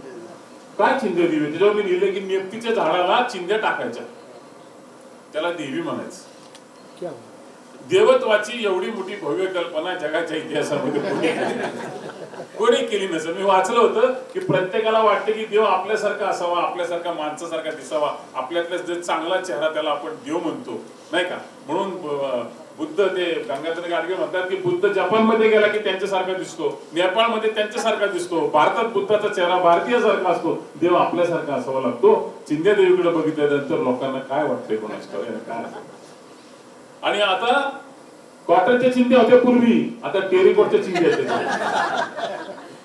पहिली लोक पायी जायची. मी सायकलवर गेला एक प्रसंग लिहिलाय. आता का थांबून चिंध्या टाकल्या जात आहे. पण काय हा देवी ह्या कल्पनेचा आपल्या चमत्कार आहे. छोटीशी गोष्ट आहे आपल्या गावाजवळची. खरं तर मी जेव्हा NSS चा कॅम्प घेतला होता परिचय मध्ये, तेव्हा मला लोक म्हणाले की इथे राम आणि सीतामाई येऊन गेली. तो घाट बघायला गेलो, तिथे एक बोर्ड आहे, कुणीतरी एका श्रीमंत माणसाने तो घाट बांधून दिलेला आहे तिथल्या याच्यामध्ये. त्यात कोणाच तरी नाव सीता आहे. खूप छान कथा आणि खूप छान गोष्टी आपल्याच गावात घडत असतात. म्हणजे आता पानवडीवर आलो मी, एक जण लोक म्हणाले ती दगडी बघितली का काय, ते म्हणले वराडच गडप झाले. म्हणलं आपलं काय केलं गडप, आणि वराड वर कशाला गेलो होतं. जर गडपच व्हायचं होतं तर ते वर सोडून कशाला गडप झालं. पण ह्याच्या मागच्या लोकांच्या डोक्या मेंदू मधल्या काहीतरी पुरवण्याच्या कल्पना आहेत.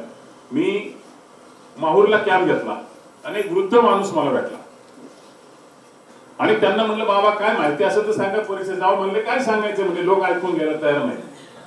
म्हटलं मी ऐकतो.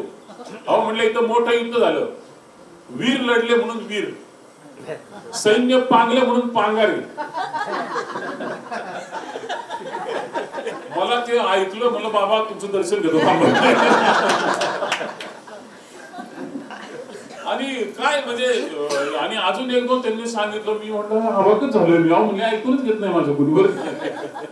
पण इतक्या छान छान गोष्टी लोकांच्या कल्पना आपल्याच माणसांना सुचत असतात.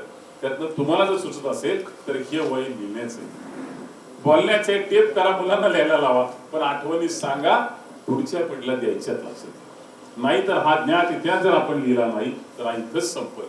म्हणून मला टाकोले सरांनी बस नका पुढचा तुमचा कार्यक्रम आहे नाही तुम्ही सर बोलत राहा, नाही. तुम्ही कंटाळणार नाही. नाही कंटाळायचं नाही. ते तुमचा परिचय वगैरे हा त्याच्यामधला भाग आहे ना परत. कारण तुम्ही एकतर वर्षात एकदा आलेला, मी बोलायला काय परत पुढच्या वर्षी सुद्धा येत तसं काय. हे आमचे मित्र आहेत बरं का, चांगले उत्तम कवी आहेत आणि ह्या वयामध्ये सारखे कार्यक्रम ते घेत असतात.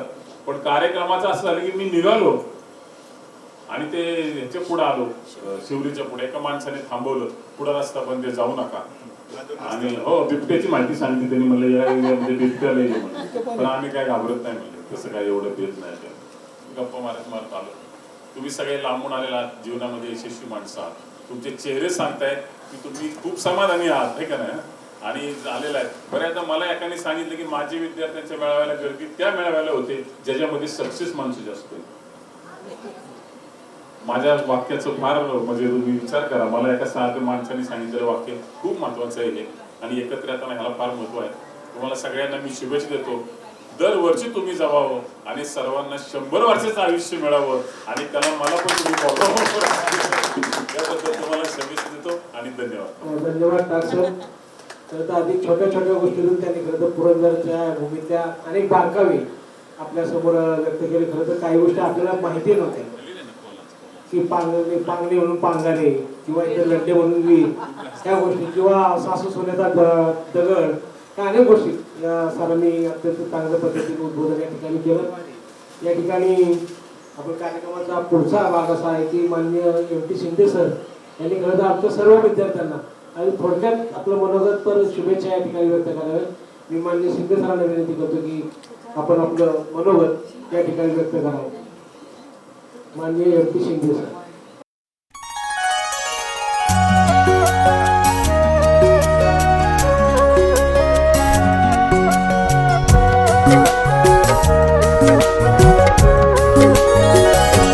शाळा सुंदर सुंदर हे सरस्वतीचे घर.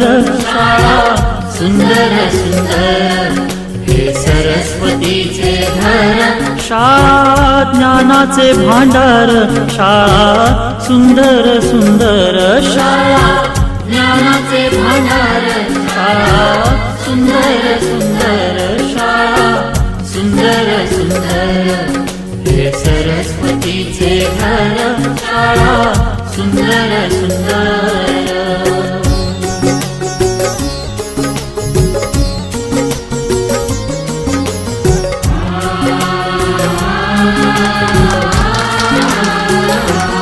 शाळा तुमची फुलबाग देई सुगंधित रंग.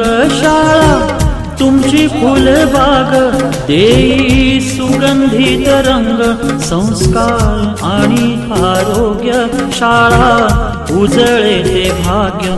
संस्कार आणि आरोग्य शाळा उजळे ते भाग्य. देई जीवना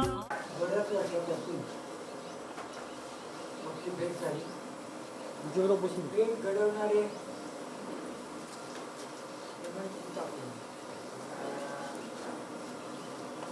बाबू सत्कार बाटली पण काढ.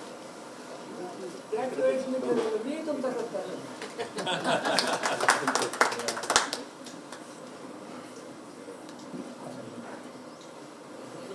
ओम नमो ज्याच्या वेद प्रतिसाद्या जय जय स्वसन वेद्या हातूर देवा कृती बनवती सकलार्थमती प्रकाश मने निवृत्ती दासी उदाहरण गणरावण करतो नाथ भगवानचे चैनी दिन रोजवाई थोडं जवळ मल्हारी मार्तंडाना साष्टांग दंडवत करतो आणि आपलं थोडं भरपूर साधण्याचा प्रयत्न करतो.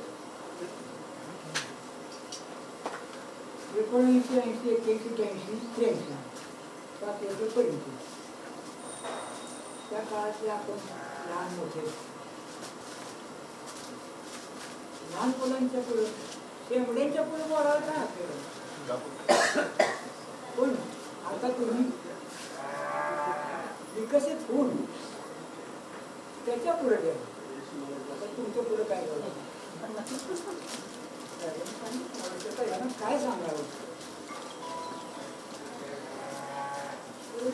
विचार केला की काय सांगावं काहीतरी सांगावं लागेल ना.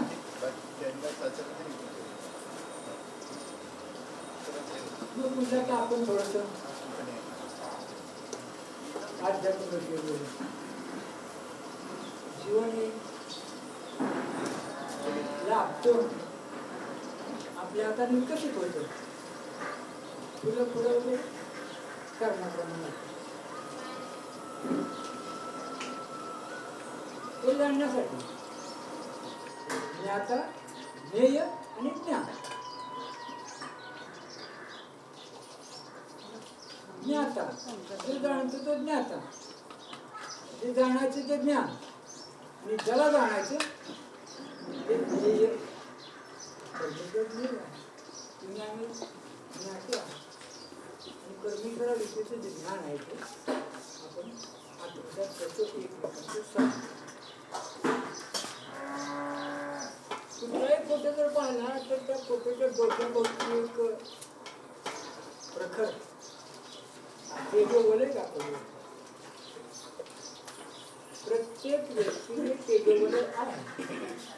पान आहे त्या पानाला तेजोवलय आहे. मोठा दगड आहे त्याला तेजोवलय आहे. चालती माणसं आहेत आपल्याला तेजोवलय आहेच. त्याला आभा म्हणतात, प्रभा म्हणतात किंवा वलय असे म्हणतात. हे जे वलय आहे ते वलय सत्य सदाचार संयम आणि सुसंगती याच्या पुढे ते जसं जसं वाढेल तसं तसं आपल्या आयुष्यामध्ये भौतिक सुख येतं, समाधान. आता हे जे वलय आहे ते वलय रामरायाच्या फोटोभोवती दिसते, ज्ञानेश्वर नवरीच्या फोटोभोवती दिसते. शास्त्रज्ञ सांगतात की पानाचा सुद्धा जर फोटो काढला तर त्याच्याभोवती एक आभा असते. आपल्याला तर असलीच पण हे दाखवायचं कसं हा माझा प्रश्न बऱ्याच साधूंचा होता. की त्याच्या संपदा जरा जास्त असतो. माळ असल्यामुळे आम्ही तिकडे जातो ना म्हणून. तर मला एक साधू होते माळ्यामध्ये काही वास्तव करून आले होते. हा प्रश्न कसा सोडवा अगदी सोपं तात्काळ त्यांनी मला उत्तर दिलं होतं. त्याच्या मठामध्ये बशी होती, पाणी टाकलं, पुसलं पाणी, अंगठा लावून गोल गरीब कंपासने काढल्यासारखा वर्तुळ तयार झालं. पाणी सगळं बाजूला गेलं. फक्त अंतच्या खाली जे काय असेल तेवढंच पाणी शिल्लक राहिलं. उचलला ही म्हणजे आपली आवड. प्रत्येकाची वेगळी आहे ही आपल्या संचिताप्रमाणे आपल्याला लागते आणि त्याच्यावरती आपलं गायक अवलंबून असतं. चांगल्या वाईट सुखाच्या दुःखाच्या त्याच्या घटना आहेत. त्या घटना याच्यावर ते परिणाम करतो.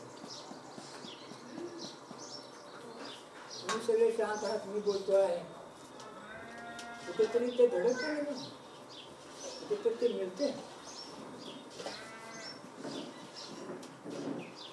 तर ही आभा वाढवण्यासाठी अनेक उपाय आहेत सांगितले. ती कमी सुद्धा होते.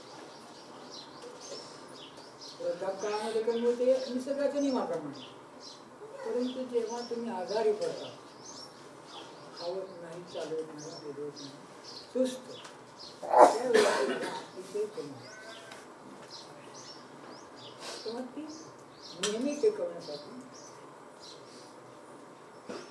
4 Cचा वापर आपण नेहमी केला पाहिजे.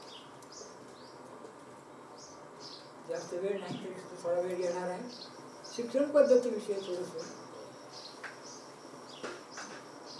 मला एक धडा होता पूर्वी, मानवी मन. तुम्हाला आठवते का बघा, आहे का तुम्हाला धडा मानवी मन? हा धडा होता. बैलपोळ्याचा सण होता आणि शेतकऱ्यांची लवकर चाललेलं बैलपोळ्याचं रंगवायचं. नदीला बळी चव्हाणच्या मांडीमध्ये त्याच्याच बैलांना शिवून घातला आणि तेवढं रंबाळ झाला. प्रत्येक जण म्हणायला आला गाड्यानं लवकर पोचवलं पाहिजे, परंतु प्रत्यक्ष बैलांना कोणी झोपायचं.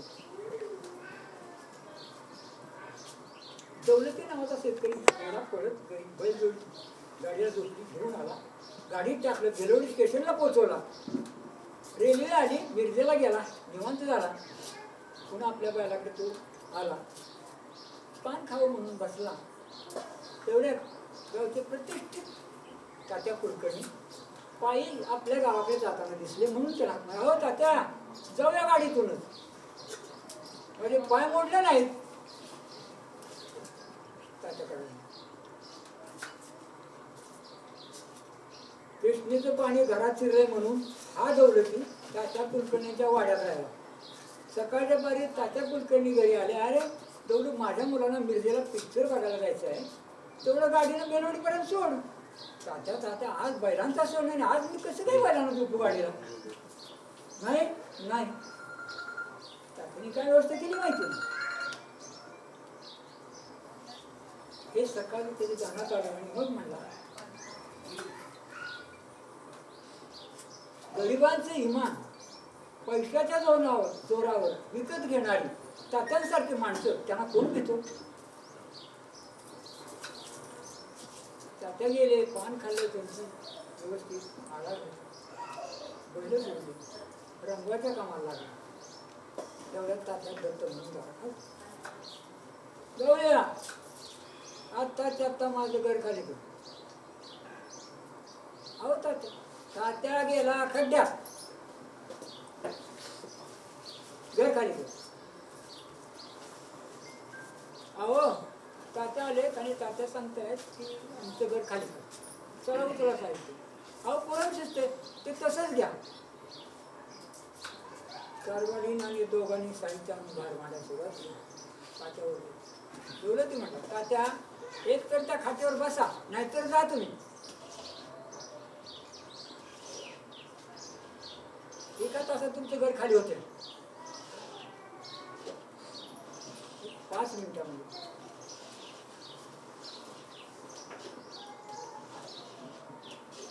अरे दौलतीवर बघितलं, तात्याचा सुरू असल्यावर कसा झाला.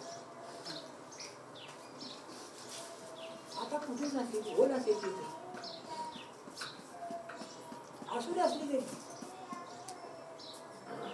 गोरगड सुरू झाली म्हणजे आपोआपच सगळं सुखतंय म्हणले. काय चिंता करू नका तुम्ही. दौलू, मी तुला जाऊ देणार. गावात होते आता ते सांगतात तुम्ही मला, तू माझं घर खाली कर, आता म्हणतो जाऊ देणार. तुला जर आता मी घराच्या बाहेर काढलं तर गावात तोंड दाखवायला मला जागा उरणार नाही, मी तुला जाऊ देणार नाही. जसा चढाक होता तसा नम्रही होता, शेतकरीच होता तो. पटकन त्या खरंच तुम्ही माणूस आहात का देव आहात? सांगायचं तात्पर्य म्हणजे आताची शिक्षण पद्धती आपल्याला बिलकुल पसंत नाही. या धड्यामधला हा जो एक पॅराग्राफ आहे, गरिबांचे इमान विकत घेणारे आणि यांना कोण घेतो, हा पॅराग्राफ आताच्या पुस्तकात नाही.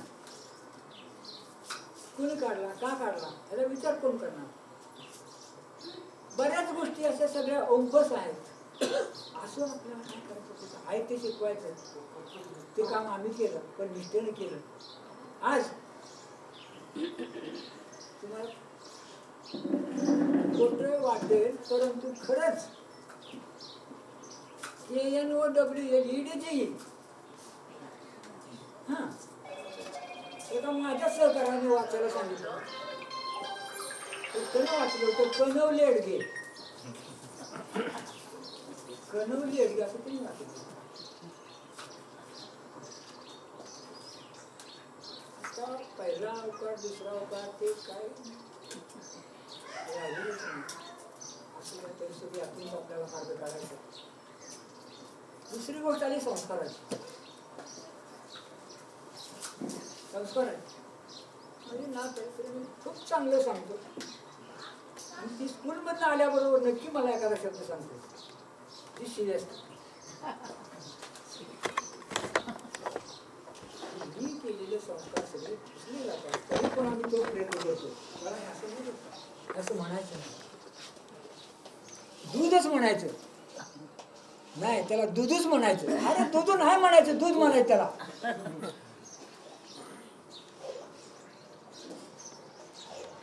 तेव्हा आपलंच घर आपण सांभाळलं. आपलं घर सांभाळलं आपल्यावर संस्कार केले सगळ्यांनी संस्कार केले तर संस्कार पूर्ण होते. बस जे सांगायचे सांगितलं ऐकून घ्यायचं. थोडीशी एक गंमत एक 7-8 मिनिटं घेणार.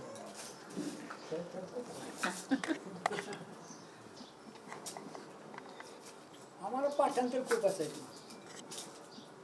कविता पाठच असले पाहिजेत. आज कविता शिकवली की दुसऱ्या दिवशी पाठांतरच गेलं आणि कॅल्क्युलेटर आले. त्यामुळे गणित हा विषय खूपसा मागे पडला. असू दे मी तुमची फक्त थोडीशी निकळकर म्हणून करणार आहे म्हणून थोडसा वेळ घेतो. अतिशय चांगल्या कविते 2-4 आहेत. तुम्हाला ऐका नाही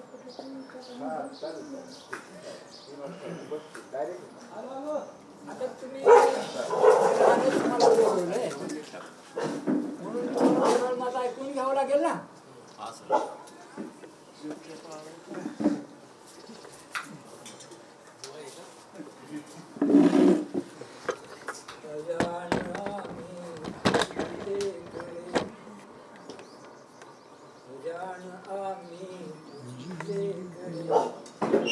तू सर्वांचा पिता मी माने तुझं नमतो गातो तुझ्या गुणांच्या कथा. चंद्र सूर्य ही तुझीच देवा तुझी तुरे वासरे तुझीच शेते सागर डोंगर फळे पाखरे अनेक नावे तुला तुझी रे दाही दिशा नागर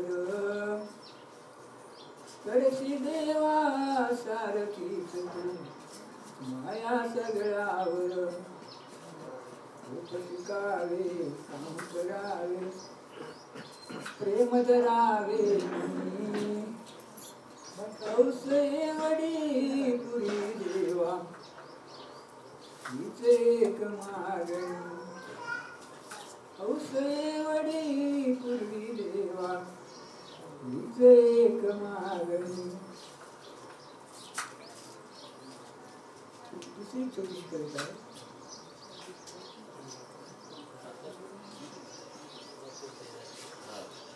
चालेल चालेल 1-2 मिनिटं याची बोलणार आहे.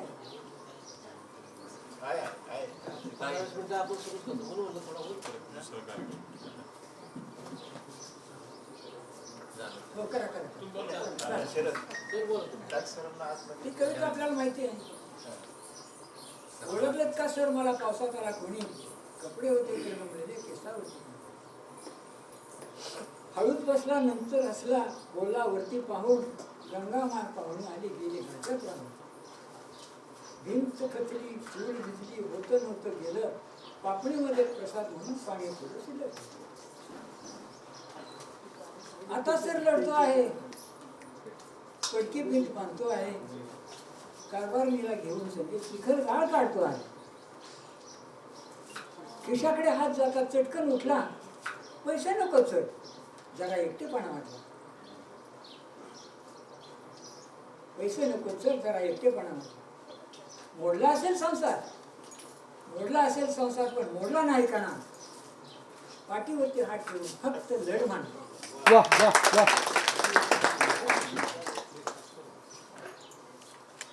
साहेबांना जायचा 1 मिनिटाचा मार्ग करतो माझ्या सगळ्या राहू दे. तुम्ही बोला सर तुमचं भाषण सुंदर दिना हरपले हाते सुंदर दिना हरपले मधुभाचे हृदयाने जीवाला लाविले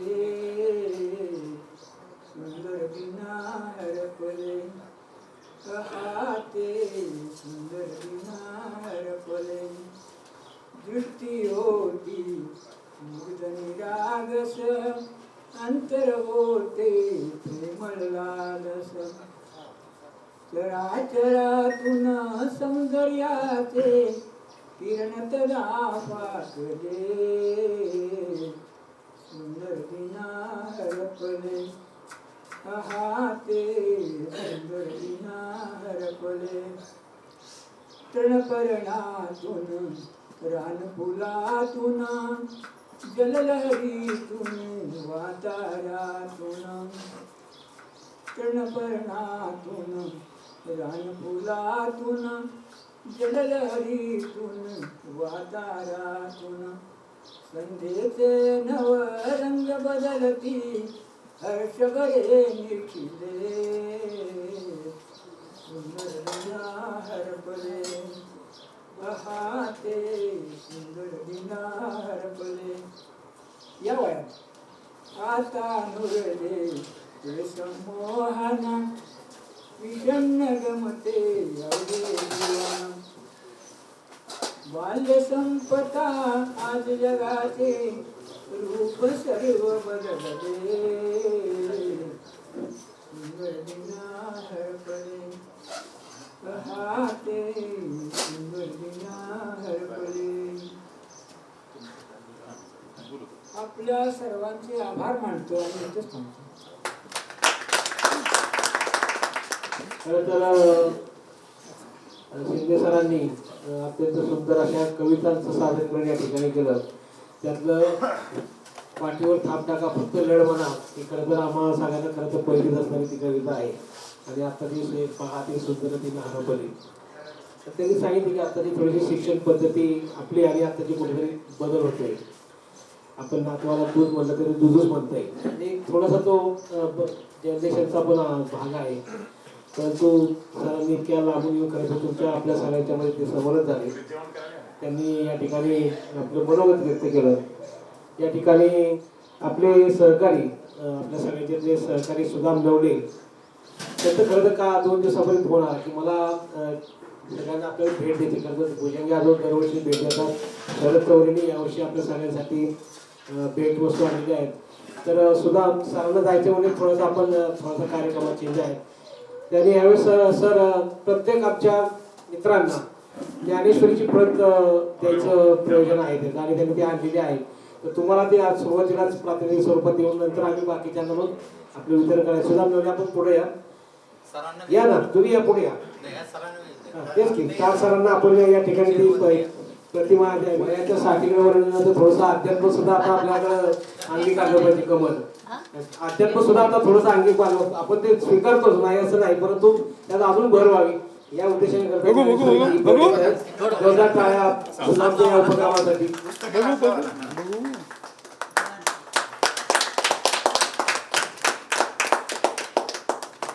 आमच्या बॅग मध्ये तसा वान पोरगा म्हणतो ना आपण तसं बरं सुद्धा ती ख्याती होती सर. परंतु नंतर सगळीच ही मुलं आम्ही म्हणजे सगळेच खरं तर आमचे एक मुख्याध्यापक पाडिक सर तर माझी येणारी बॅच आहे खरं ते 80ची 10वीची बॅच. परंतु ही खरं तर सगळीच अत्यंत तावून सुलाकून निघाली आणि आपापल्या कार्यक्षेत्रात ती सक्सेस झाली. हे खरं तर तुमच्या सगळ्या गुरुजनांचं पण ते त्यात मोठं हातभार आहे किंवा त्यांचं खूप मोठं योगदान आहे ते या ठिकाणी प्रामाणिकपणे नमूद करतो. 1-2 प्रातिनिधिक स्वरूपात आपल्या मनोगत या ठिकाणी व्यक्त होते. त्यानंतर आपण भोजनाचा कार्यक्रम करणार आहे. आपलं कार्यक्रम स्वरूप असं आहे की 1-2 मनोगत झाले की भोजन होईल. त्यानंतर तो 1-2 मिनिटाच्या अंतरावरती इथे एक बंधारा आहे. एक शिवार फेरी म्हणून आपण थोडंसं त्याचं स्वरूप म्हणूया. जेवल्यानंतर तिथे फक्त एक जस्ट आपण जायचं सगळ्यांनी आहे त्या फेट्यामध्ये तिथे एक आपलं फोटो सेशन होईल. तर आधी 2 मनोगत होतील त्यानंतर जेवण होईल आणि जेवणानंतर आपण एक थोडंसं काय शतपौर्णच राहणार कारण पण थोडंसं एक 5 मिनिटाच्या अंतरावर आहे. सगळ्यांनी चालत जायचे. आपले फोटोग्राफर त्या ठिकाणी आपल्या सगळ्यांचा छान पैकी ग्रुप फोटो घेतली. तिथून परत आल्यानंतर मग आपल्या ह्या भेटवस्तू ज्या आहेत त्या सगळ्यांना वाटप होईल. कॅलेंडर आहे नंतर भुजंग यादव काही वस्तू आणलेल्या आहेत.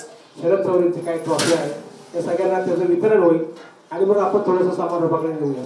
तर कार्यक्रमाचं स्वरूप असं आहे. सुरुवातीला मी भुजंग यादवला विनंती करतो की खरं तर मी मगाशी सांगितलं की दरवर्षी आपला 5 तारखेला मेळावा असतो. म्हणजे पुढे ढकलल्यामध्ये भुजंग यादव सुद्धा आहे, कारण ते इथं नव्हते, ते त्यांच्या लेखीकडे मेलबोर्नला होते ऑस्ट्रेलियामध्ये. आणि ते म्हणजे हेमंत बाबा मला जर तुम्हाला शक्य असेल आणि मेळावा पुढे ढकलता येत असेल आणि त्याला आणखी कारण म्हणजे की मांडरची यात्रा आणि ते खरं तर मांडरचे आणि मित्र या ठिकाणी सुभाष नामदेव शिर्के आहे, त्याप्रमाणे त्यांचा हवालदार आलेला आहे. तर यात्रा ही नेमकी त्या दिवशी आली होती, त्यामुळे सगळ्यांचं थोडं आणून बसले पण आहे आपण.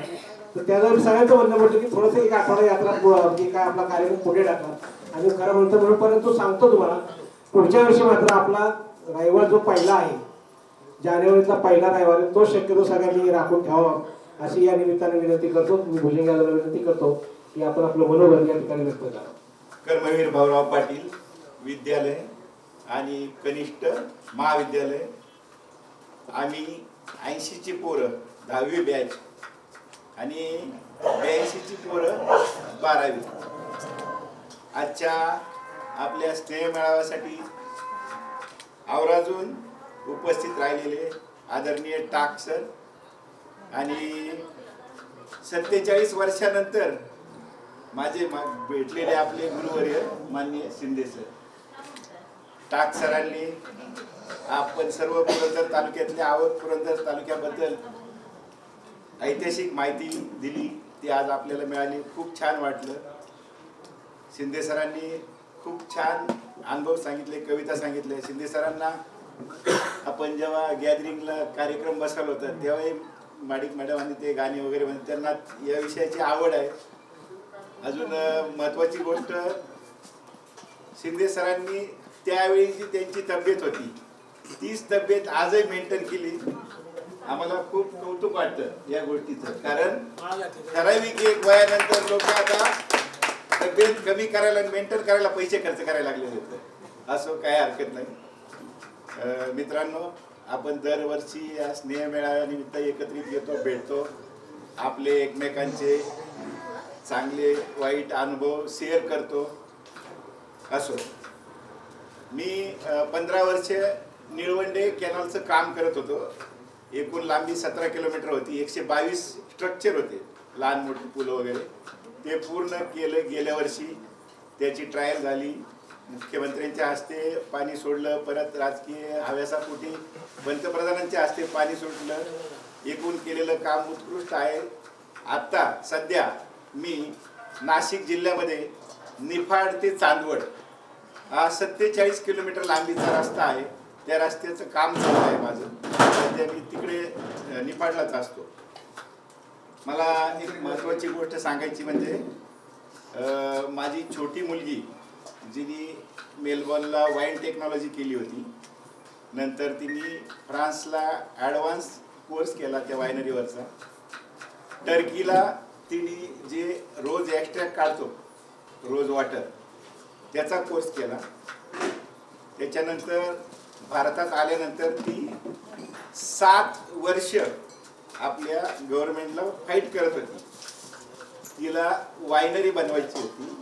ती वायनरी कशाची बनवायची होती, तर हा जो गुलाब आहे हा इंग्लिश गुलाब आहे, देशी गुलाबाची वायनरी बनवायची होती. तर आपल्याकडे कायद्यामध्ये फक्त द्राक्षाच्या वाईनलाच मान्यता आहे, बाकी कुठल्याच पदार्थापासून वाईन बनवायला मान्यता नव्हती. मग तिने प्रत्यक्षरित्या खूप फाईट करून आपल्या गव्हर्नमेंटला कायदा बदलण्यासाठी हट्ट धरला, तरी ते ऐकत नव्हते. मग सगळ्यात महत्त्वाची गोष्ट, तिने या देशी वाईनचं, रोज वाईनचं पेटंट मिळालं. 140 देश बॅन केले, 5 देशातलं पेटंट मिळालं आणि ते पेटंट आपल्या गव्हर्नमेंटला सादर केलं. बाहेरचे देश जर मला पेटंट देत असतील तर आपल्या देशामध्ये तुम्ही हा कायदा का बदलू शकत नाही. मग तिच्या एकटीच्या प्रयत्नामुळं तिच्या रोज वाईनला तर मान्यता मिळाली, पण त्याच्याबरोबर अनुषंगिक 6 पदार्थांना, 6 घटकांना मान्यता मिळाली. तर गेल्या वर्षी हे सगळं झाल्यानंतर या वायनरीचे खूप काही सरकारी नियम आहेत, रूल्स आहेत, ते सगळे पथ्य पाळूनच मग ती लॉन्च करायची असते. तर आत्ता 2 महिन्यापूर्वी मुंबईला बांद्र्याला जिओ वर्ल्डमध्ये ऑल ओव्हर वर्ल्डमधून ज्या ज्या नवीन वायनरी बाजारात येतात त्या लॉन्च करण्यासाठी एक मोठं प्रदर्शन भरवलं जातं. त्याच्यात पार्टिसिपेट होण्यासाठी फीज पण असते. तर आता नोव्हेंबरमध्ये ही वायनरी आपल्या भारतामध्ये लॉन्च झालेली आहे. तर ही आनंदाची गोष्ट सांगायची. दुसरी गोष्ट मित्रांनो, मी व्यवसाय करत असल्यामुळं मी अजून रिटायर झालेलो नाही. जोपर्यंत मला माझी शारीरिक क्षमता, बौद्धिक क्षमता चांगली आहे तोपर्यंत मी काम करत राहणार आहे. मी तुम्हा सर्वांना एकच सांगू इच्छितो की तुम्ही मनाने आणि शरीराने खचू नका. काही ना काही काम करत राहा. लोकांसाठी नाही केलं तरी चालेल, स्वतःसाठी करत राहा. कारण आज काळाच्या ओघात आपण फिजिकली मेंटेन राहणं, चांगलं राहणं हे खूप गरजेचं आहे. त्याच्यामुळं ती काळजी घ्या. शक्यतो बसून राहू नका, कुणीच बसून राहू नका. कारण आजकाल बसून राहिल्यानंतर खूप काही अडचणी येतात. आज 2025 मध्ये आपले काही जवळचे मित्र, सहकारी खूप अगदी आपल्या वयाचे आकस्मिक निधन झालं. खूप वाईट वाटलं, दुर्दैवी गोष्ट आहे. जेवढं तुम्हाला आम्हाला शक्य आहे तेवढे प्रयत्न करा. चांगले राहा, तंदुरुस्त राहा. हा स्नेह मेळावा खरं तर आज माझ्या फार्म हाऊसवरती घ्यायचं ठरलेलं होतं. मी माझ्या मुलीच्या 8 तासापायी बाहेर देशात गेल्यामुळं मला तेवढ्या वेळात येणं शक्य झालं नव्हतं. हेमंतला रिक्वेस्ट केली. मग हेमंत आणि शरदचं बोलणं झाल्यानंतर तो इकडे घेतला. नाहीतर आजचा मेळावा देवगिरीवर झाला असता. पुन्हा एकदा नमूद करतो, पुढल्या वर्षी आपल्याकडे ठरल्याप्रमाणे जानेवारीच्या पहिल्या रविवारी, जानेवारी महिन्यातील पहिल्या रविवारी हा मेळावा माझ्या देवगिरी फार्म हाऊसवर होईल, याची नोंद घ्यावी. दुसरी एक महत्त्वाची गोष्ट, आपण बऱ्याचदा प्रयत्न करतो की जास्तीत जास्त संख्येने आपले मित्र मेळाव्याला यावे, हजर हवेत. काही घरातील कौटुंबिक असतील, शारीरिक असतील की अडचणीमुळं मित्रांना मैत्रिणींना येता येत नाही. तरी पुन्हा एकदा सगळ्यांना सांगतो की होता येईल एवढा प्रयत्न करून जास्तीच्या संख्येने आला तर अजून आनंद द्विगुणित होईल. सगळ्यांच्या गाठी भेटत. बऱ्याचदा असं होतं की मग आपण वर्षातून एकदाच भेटतोय, असं होतं.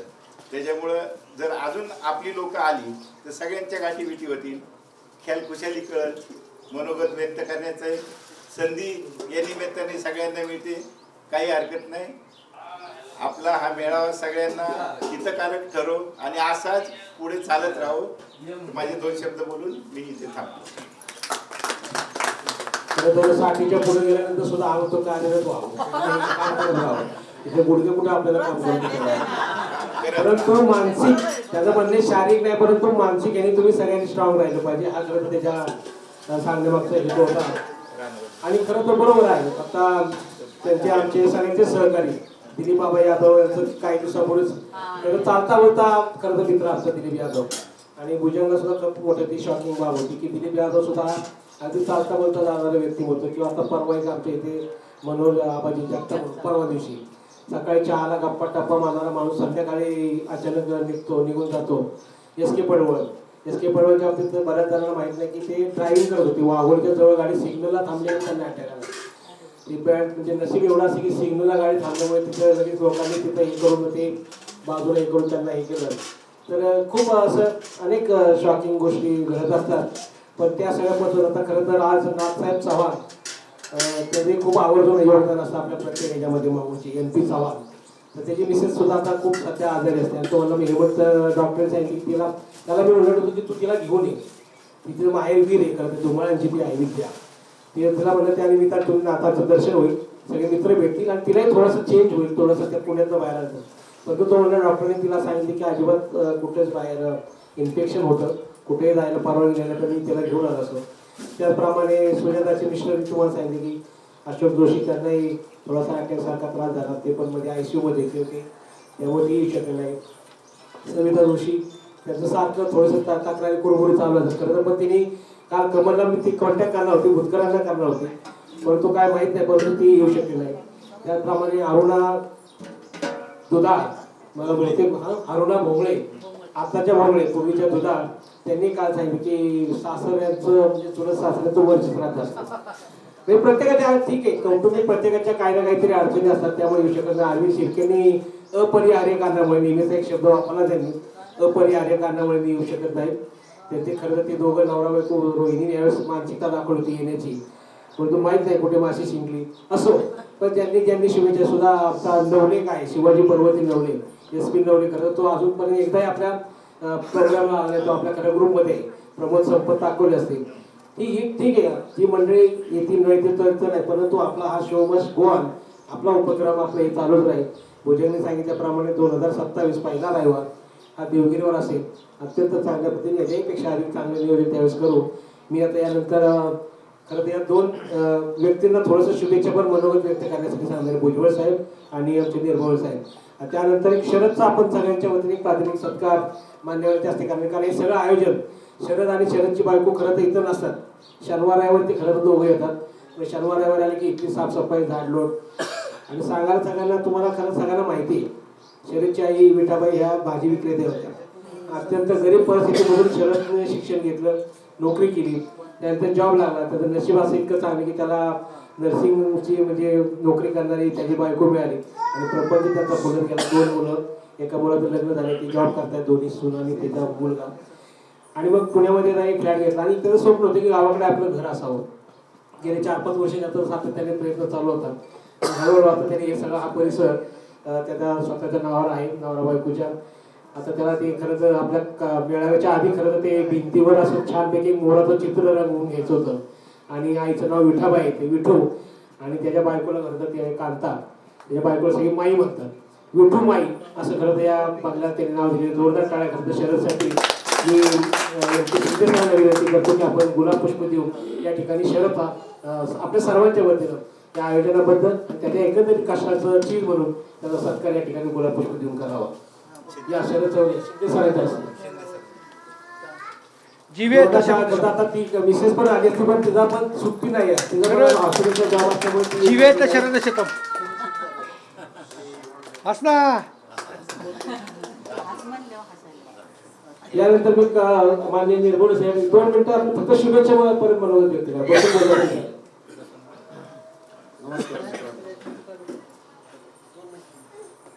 आणि विषय काय नाही दिलेला सेपरेट असा, काय बोलायचं समोर बघून बोला. साहेब दाजी समोर बघून बोला, असं समोर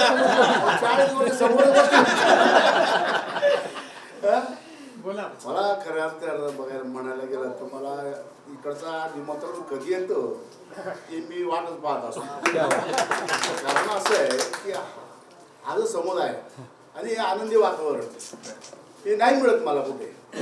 तसं व्हायला गेलं मी सोशल काम करत असतो, पण हा जो एकोपा आहे, आज तुम्ही गेली 40 वर्षापासून एकत्र येताय, बसताय, उठताय, चर्चा होते, मनोगत व्यक्त करताय, एकमेकात सुखदुःख वाटून घेताय, फार मोठी गोष्ट आहे. आज मुंबई शहरात किंवा गावाकडे कुठे असं दिसत नाही मला, फार बरं वाटतं. आणि म्हणून मी या निमंत्रणाची वाट पाहत असतो आणि आवर्जून मी येतो. साहेब मला फोन करतात, साहेब मला फोन करतात, राजाला घेऊन या, आणि मी येतो. गेली 5 वर्ष झाली मी सातत्याने येतो. पुढच्या वर्षी देवगिरीला तर नक्कीच आहे मी, कारण 2-3 वर्षापासून देवगिरी ऐकतोय, पण ते काय प्रॉपरली देवगिरीला बोलवत नाही, कारण सांगतात आपल्याला म्हणूनच ना,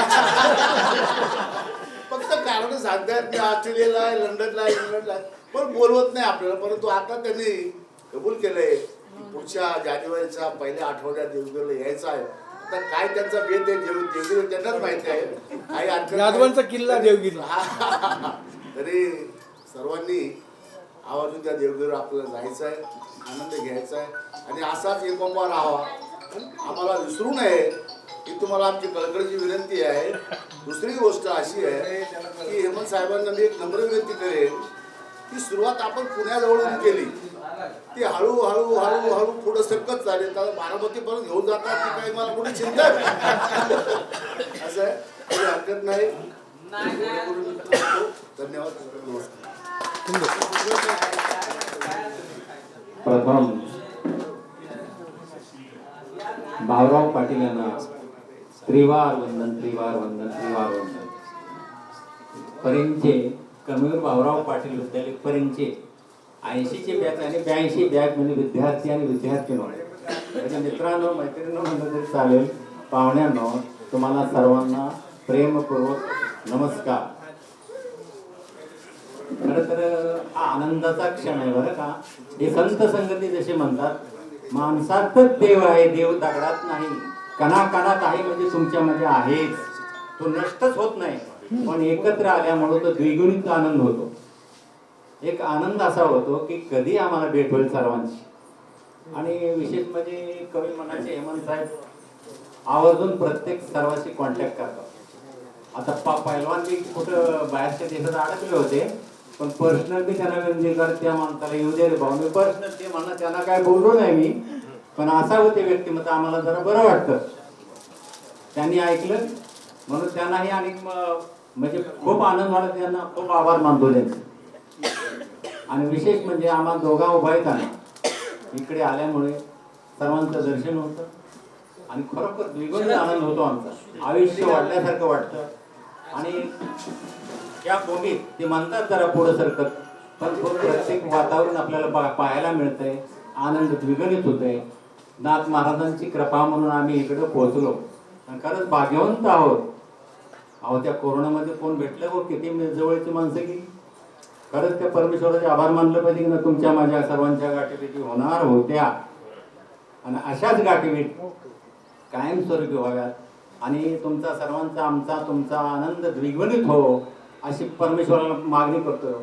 हे नाथरायाला सुद्धा वंदन, जोगूबाई ना त्यांनाही वंदन. कारण मग श्रेष्ठ देवस्थान आहे तुमच्या पंचक्रोशीतलं. मोठी यात्रा भरते, तीर्थक्षेत्रच आहे म्हणलं तर चालेल. आणि अशा ठिकाणी आज मेळावा घेतला आणि ते शरद चौरेश ना यांचं नाव त्यांचंही खूप म्हणजे दोघा उभा त्यांचं अभिनंदन. आपण खूपच चांगलं म्हणजे अगदी निसर्गरम्य वातावरणात पहा, बाजूला पहा किती निसर्ग सुंदर आहे.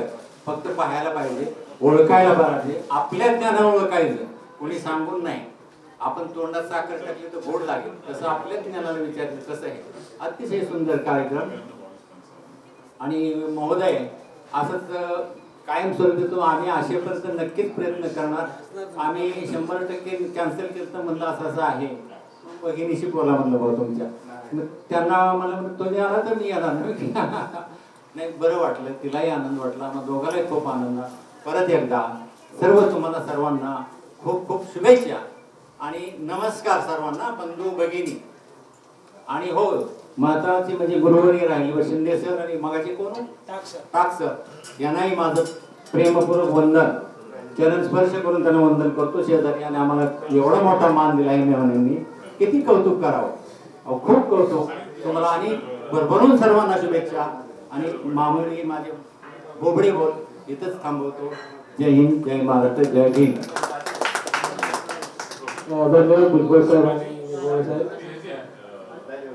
यानंतर महिन्यातलं प्रातिनिधिक कोणत्या बोलावं 2 मिनिटं कमल 2 मिनिटं फक्त शुभेच्छा बसून बोलायचं कुठलाही चालेल.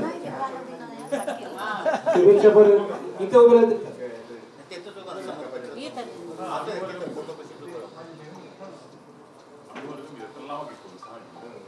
सर्वांना कर्मवीर भाऊराव पाटील 1980-82 बॅच सर्व माझे मित्र आणि मैत्रिणी त्यांना सप्रेम नमस्कार. आज आपण आपला 5वा स्नेह मेळावा आज आहे आणि त्या स्नेह मेळाव्याची एवढी म्हणजे मी सांगते मला माझ्या ना गेट टुगेदर आहे आमचा म्हणजे तिथे आमच्या बिल्डिंगमध्ये मला जायचं आहे. आमची 80ची मुलं आहेत. अरे 80 सालची मुलं आणि बाई कशी असतील ते म्हणजे सगळ्या मी म्हातारी झाले. सगळ्यांना नातुंड वगैरे आहे, सुना आहे, सगळं आहे. आणि त्यांना इतकं होतं ना, म्हणजे बाई 80 सालचे तुम्ही अजून भेटता. म्हटलं हो, ह्याचा खूप आम्हाला आनंद वाटतोय. त्यांना पण कौतुक वाटतं. माझी लेक पण त्यासाठी आली, म्हणते मम्मी मला यायचंय, मला सगळ्यांना भेटायचं. खूप आनंद झाला. आणि असेच सगळे माझे भाऊ, मला तर सख्खा भाऊ नाहीये, पण हे तुमच्यातच मी माझा सख्खा भाऊ बघते. आणि वर्षातून एकदा तुमच्यासाठी माझं म्हणजे मन हे होऊन जातं. मला खरंच मी म्हणते, मला भाऊ नसलं, माझे हे सगळे भाऊच आहेत. खूप म्हणजे पहिल्यापासून आपण शाळेमध्ये पण असंच वागलोय भाऊ बहिणीसारखं. आणि भाऊ नसलं म्हणजे वाटतं जरा काहीतरी कमी, पण मला तुमच्यात तुम्हीच माझे भाऊ असं मी समजते. आणि म्हणजे खूप मला आनंद झाला. असंच आपण प्रत्येक वर्षी एकत्र यावं, सगळे आनंदात एन्जॉय करावा. रोहिणीला म्हटलं मी ये, पण काय तिची तब्येत बरी नाही त्यामुळे ती काही येऊ शकली नाही. पण मी माझा जीवात जीव आहे, माझे पाय चांगले आहेत तोपर्यंत मी येणार. जोपर्यंत पाय बसतील, चालता येणार नाही ना, तेव्हा मी नाही येणार. तोपर्यंत आपण सगळे एकत्र येऊ, सगळे आनंदाने राहू. हा, एवढंच बोलते आणि सगळ्यांना शुभेच्छा देते. आणि नवीन वर्षाचे पण हार्दिक शुभेच्छा तुम्हाला. का तर आपण उशिरा भेटलोय ना, का तर माझा बर्थडे होता 10 तारखेला. 10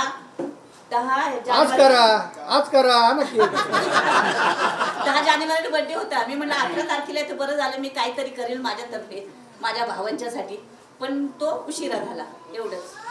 बाकी सगळ्यांचे आभार मानते. खरं म्हणजे ना, हेमंतचं जास्त आभार मानलं पाहिजे. तो सगळ्यांशी कॉन्टॅक्ट करून सगळ्यांना बोलवतो, एकत्र घडवून आणतो. तो त्याचं खरंच आभारी आहे. आता प्रत्येक किती लोकांचे गेट टुगेदर झाले, पण आपल्यासारखे नाही झाले. प्रत्येक वर्षी नाही, 1 वर्ष झाले की 4 वर्ष बसतात त्या. पण हेमंतचं आपल्यावर खूप मेहरबानी आहे, आपल्याला एकत्र आणतोय. एवढं बोलून मी माझे 2 शब्द तुटके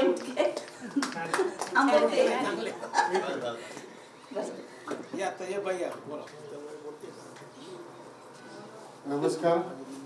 कर्मवीर विद्यालयातील सर्व 1980 आणि 82च्या आपण सगळे बॅचमेट आहोत. 5वा मेळावा श्री क्षेत्रवीर येथे शरद चौरे यांच्या घरामध्ये करण्यात ठरलं आणि त्याप्रमाणे हा आयोजन करण्यात आला होता.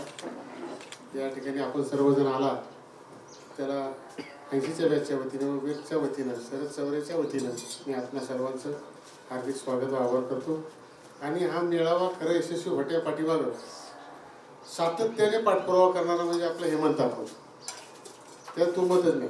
कारण काही असलं तरी ते हिरारीने सगळे पुढं होणार, सगळ्याला कॉन्टॅक्ट करणार, कुठं घ्यायचा, काय करायचा, कसं असायचं, रूपरेषा कशी असेल, पूर्ण कार्यक्रमाची. आणि तो कार्यक्रमातला माहिर एक पत्रकारच आहे, त्यामुळं त्याला सगळ्या गोष्टीची आवड आहे. कुठला वक्ता बोलवायचा, कुठले सर बोलवायचे, अतिशय बिनचूकपणे चांगलं आणि सुंदर असं कार्यक्रमाचं नियोजन त्याच्या हस्ते होतं. त्याला आपण सगळं भरभरून साथ देतो. मग त्यासाठी हेमंतचं 80च्या बॅच व 82च्या वतीने आपण सगळ्यांच्या वतीने त्याचं एक हार्दिक स्वागत करू, सन्मान करू. नाही वस्तुस्थिती करणारच केलंच पाहिजे. बसलेल्या विनंती करतो की आपण त्यापासून त्यांचं स्वागत करावं.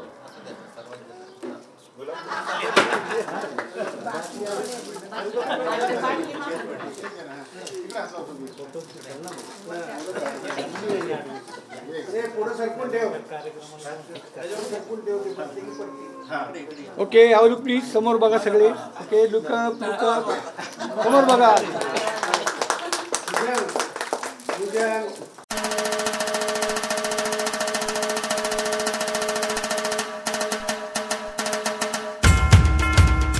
बाटली आडवी केली आहे म्हणजे बाटली आडवी होते, माणसं आडवी झाली पाहिजे. उत्स्फूर्तपणे कोणाला त्यांनी कृपया पुढे यावं. भोजनाची वेळ आता आपल्याकडे झालेली आहे. आपण थोडंसं जेवणाचा एक कार्यक्रम आहे, या 2 मिनिटं वागवले मॅडम बोलते. नमस्कार. आपण सर्व एकत्र आलो कारण खूप ताणतणावात ह्या वयात लोक असतात आणि संवाद पद्धती जरा कमी झालेली आहे. कसं काही एकमेकात बसून आपल्याला बोलता येत नाही. घरी गेल्यानंतर सुद्धा सगळ्यांच्या हातात मोबाईल असतात आणि सगळे मोबाईलमध्ये व्यस्त असतात. त्याच्यामुळं आपल्याला वयाच्या मानाने एकत्र येणं, बसणं, बोलणं, हितगुज सांगणं हीच आपली अपेक्षा जास्त असते. त्यामुळे आपण सगळेजण एकत्र आलो आणि सगळ्यांना एकमेकाच्या विचारांची देवाणघेवाण झाली, हीच आपल्याला खूप महत्त्वाची बाब आहे. तरी इथून पुढे प्रत्येक वर्षी आपण एकत्र यावं, आणि सगळ्यांना दीर्घायुष्य लाभावं हीच ईश्वरचरणी प्रार्थना करते. आणि मी माझी एक प्रार्थना म्हणून दाखवते. हीच आमची प्रार्थना, हेच आमचे मागणे, मानसाने मानसाशी मानसा समवागणे, हीच आमची प्रार्थना. धर्म जाती प्रांत भाषा वेश सारे संपुदे, एक निष्ठा एक आशा एक रंगी रंगुदे. अन पुन्हा पसरो मनावर शुद्धते चांदणे, मानसाने मानसाची मानसा समवागणे. भोवताली दाटला अंधार दुःखाचा जरी, सूर्य सत्याचा उद्या उगवेच हाय खातरी. तोवरी देई आम्हाला काजव्यांचे जागणे, मानसाने मानसाशी मानसा समवागणे. लाभले आयुष्य जितके ते जगावे चांगले, पाऊली चालू पुढे जे थांबले ते संपले. घेतला जो श्वास आता तो पुढे न थांबवे, मानसाने मानसाशी मानसा समवागणे. हीच आमची प्रार्थना, हेच आमचे मागणे, मानसानी मानसाशी मानसा समवागणे.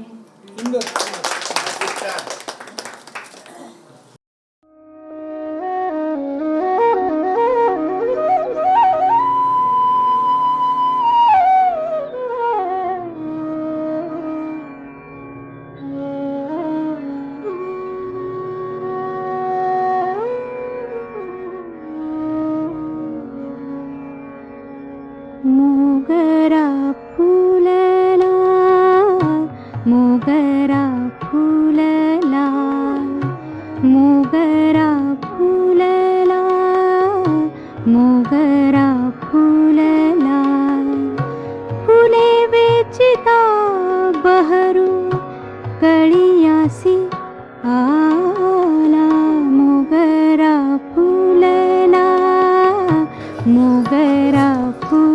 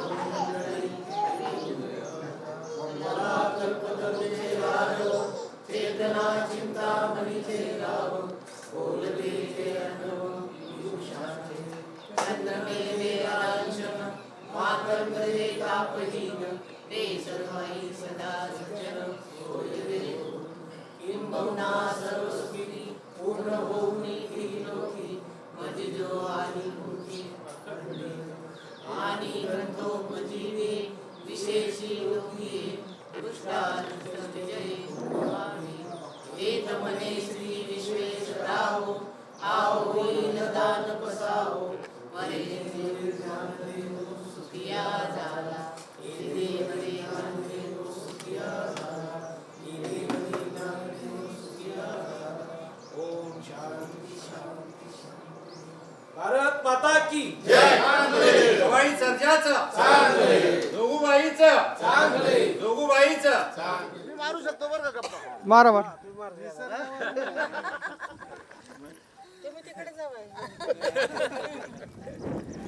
ओके. आता ठरल्याप्रमाणे रविवारी 2027च्या जानेवारी महिन्यातल्या पहिल्या रविवारी लक्षात ठेवायचं. रविवारी देवगिरी, रविवारी देवगिरी असं लक्षात ठेवायचं. चिंचेचे झाड दिसे मजती नार वृक्षा परी दिससी तू दिससी तू दिससी तू गौतम मी काश्मीरी हे चिंचेचे झाड.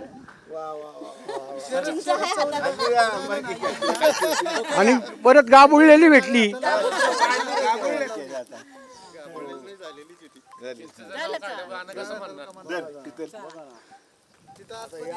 आम्हाला प्रेम दरवर्षी मिळायला लागलं तर आम्ही तुम्हाला कसं विचारणार. हळूहळू चला. परत शहराच्या घरी एक 5 मिनिटात सगळ्यांना gift द्यायचं.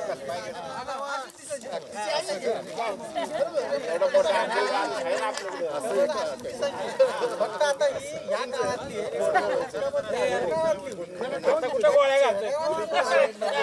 तिकडे दाखव बायकोला.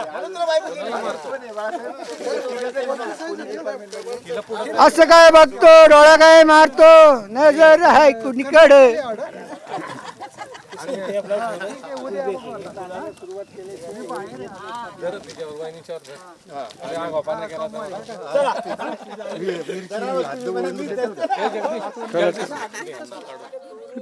उडती केस भुरू भुरू, डाव्या डोळ्यावर बट्ट डळली, नावळत्या उन्हात केतकीच्या मनात नागिन सळसळली. कुणी आसपास ना, डोळ्यांच्या कुणात आसना, माझ्याशी बोलना, कोणाची उजर खोलना, वळून पाहता मनात वळहळली, मावळच्या बनात केवढ्याच्या बनात नागिन सळसळली, सळसळली.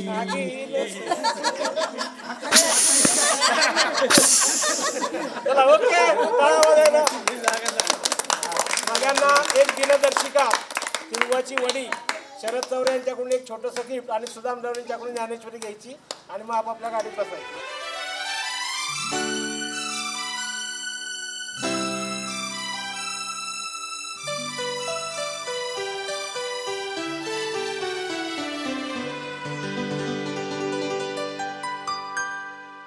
भले बुरे जे घडून गेले, विसरून जाऊ सारे क्षणभर, जरा विसावू या वळणावर, या वळणावर.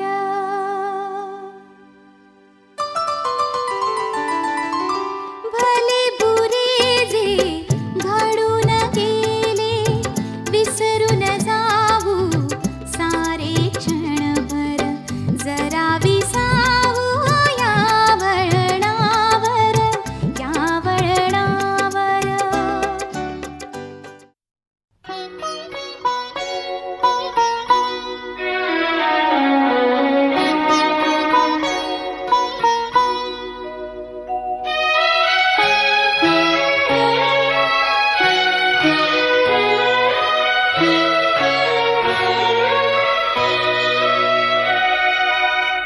या जन्मावर या जगण्यावर शतदा प्रेम करावे.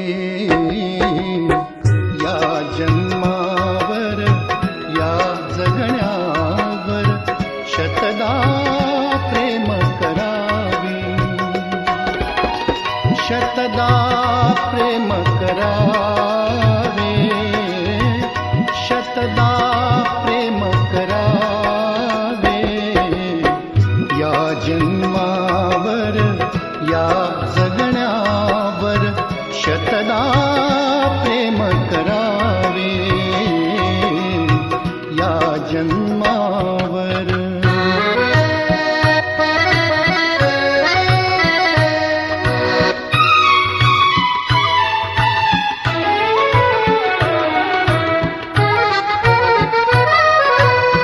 चंचल वारा या जलधारा भिजले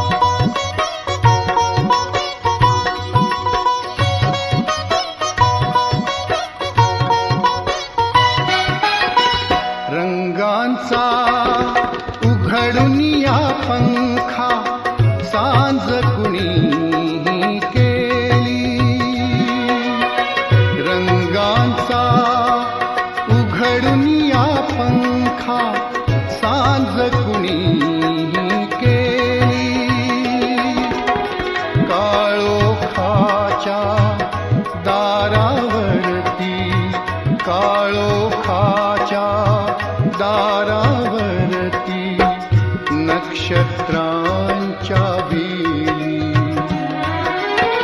सहा ऋतूंचे सहा सोहळे सहा ऋतूंचे सहा सोहळे येथे भान हरावे या जन्मावर या जगण्यावर शतदा प्रेम करावे या जन्मावर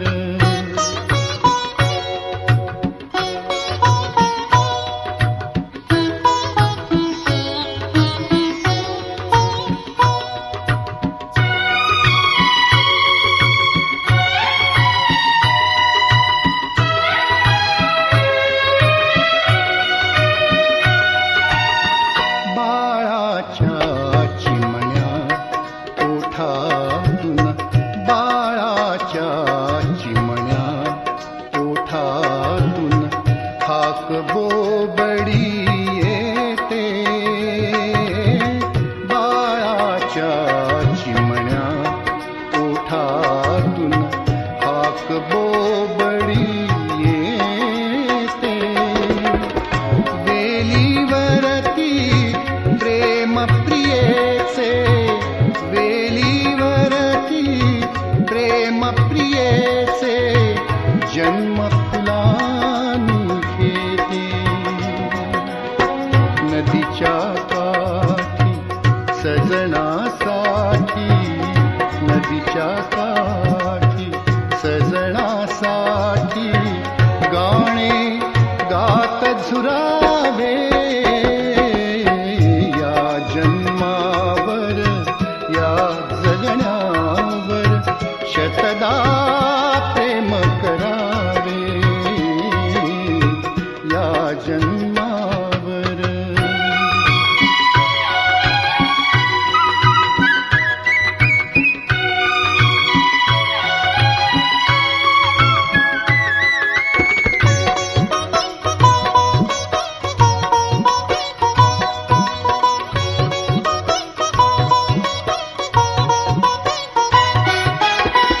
या ओठांनी चुंबून घेईन हजारदा ही माती या ओठांनी चुंबून घेईन हजारदा ही माती अनंत मरणे झेलून घ्यावी अनंत मरणे झेलून घ्यावी इथल्या जगण्यासाठी इथल्या पिंपळ पानावरती इथल्या पिंपळ पानावरती अवघे विश्वतरावे या जन्मावर या जगण्यावर शतदा प्रेम करावे शतदा प्रेम करावे शतदा प्रेम करावे या जन्मावर या जगण्यावर शतदा प्रेम करावे शतदा प्रेम करावे शतदा प्रेम करावे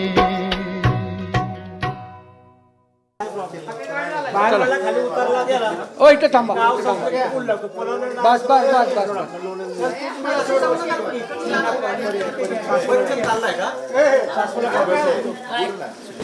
स्नेह मेळावा होता 5वा स्नेह मेळावा आमची 80ची बॅच आम्ही सर्व विद्यार्थी आमचे मित्र शरद चौरे यांनी बांधलेल्या निवासस्थानी विठुमाई या निवासस्थानी येऊन सगळ्यांनी 5वा स्नेह मेळावा अतिशय आनंदात आणि उत्साहात साजरा केला. आमचे आदरणीय गुरुवर्य पूर्वाश्रमीचे माननीय शिंदे सर यांनी उत्कृष्ट भाषण मार्गदर्शन केलं. त्याचप्रमाणे हेमंत यांनी हेमंत सर कोणते ते प्राध्यापक टाक सरांना इथं बोलवलं. त्यांनी आपल्या तालुक्याबद्दल ऐतिहासिक पौराणिक माहिती दिली. ही सर्व माहिती ऐकून आम्ही अतिशय आनंदी आणि खुश झालो. धन्यवाद. आणि आजच्या मेजवानीचा भेद काय होता? आजची मेजवानी शाही मराठमोळी होती. गावरान बाजरीची भाकरी, पिठलं, ठेचा, मटकीची उसळ, भात आणि सांबार आणि शिवाय संपूर्ण स्वयंपाक चुलीवरचा होता. आणि माझे मित्र सुदाम नवले यांनी जिलेबी आणलेली होती. आगामी येणाऱ्या वर्षात आपल्याकडं काय नियोजन आहे? आता येणाऱ्या नवीन वर्षामध्ये आम्ही सर्व मित्र जास्तीत जास्त तंदुरुस्त राहण्याचा प्रयत्न करणार आहोत. आणि माझे काही रिटायर मित्र खूप हौशी आहेत. ते रोज ट्रेकिंगला जातात, वॉकिंगला जातात आणि त्यांनी बऱ्याच लोकांना प्रोत्साहित केलेलं आहे की तुम्ही सुद्धा ट्रेक आपण करा. जानेवारी 2027 मधल्या पहिल्या रविवार बद्दल बोललात, त्याचं काय? हा, पुढल्या वर्षीचा येणारा 6वा स्नेह मेळावा जानेवारी 2027 पहिल्या रविवारी देवगिरी येथे होणार आहे.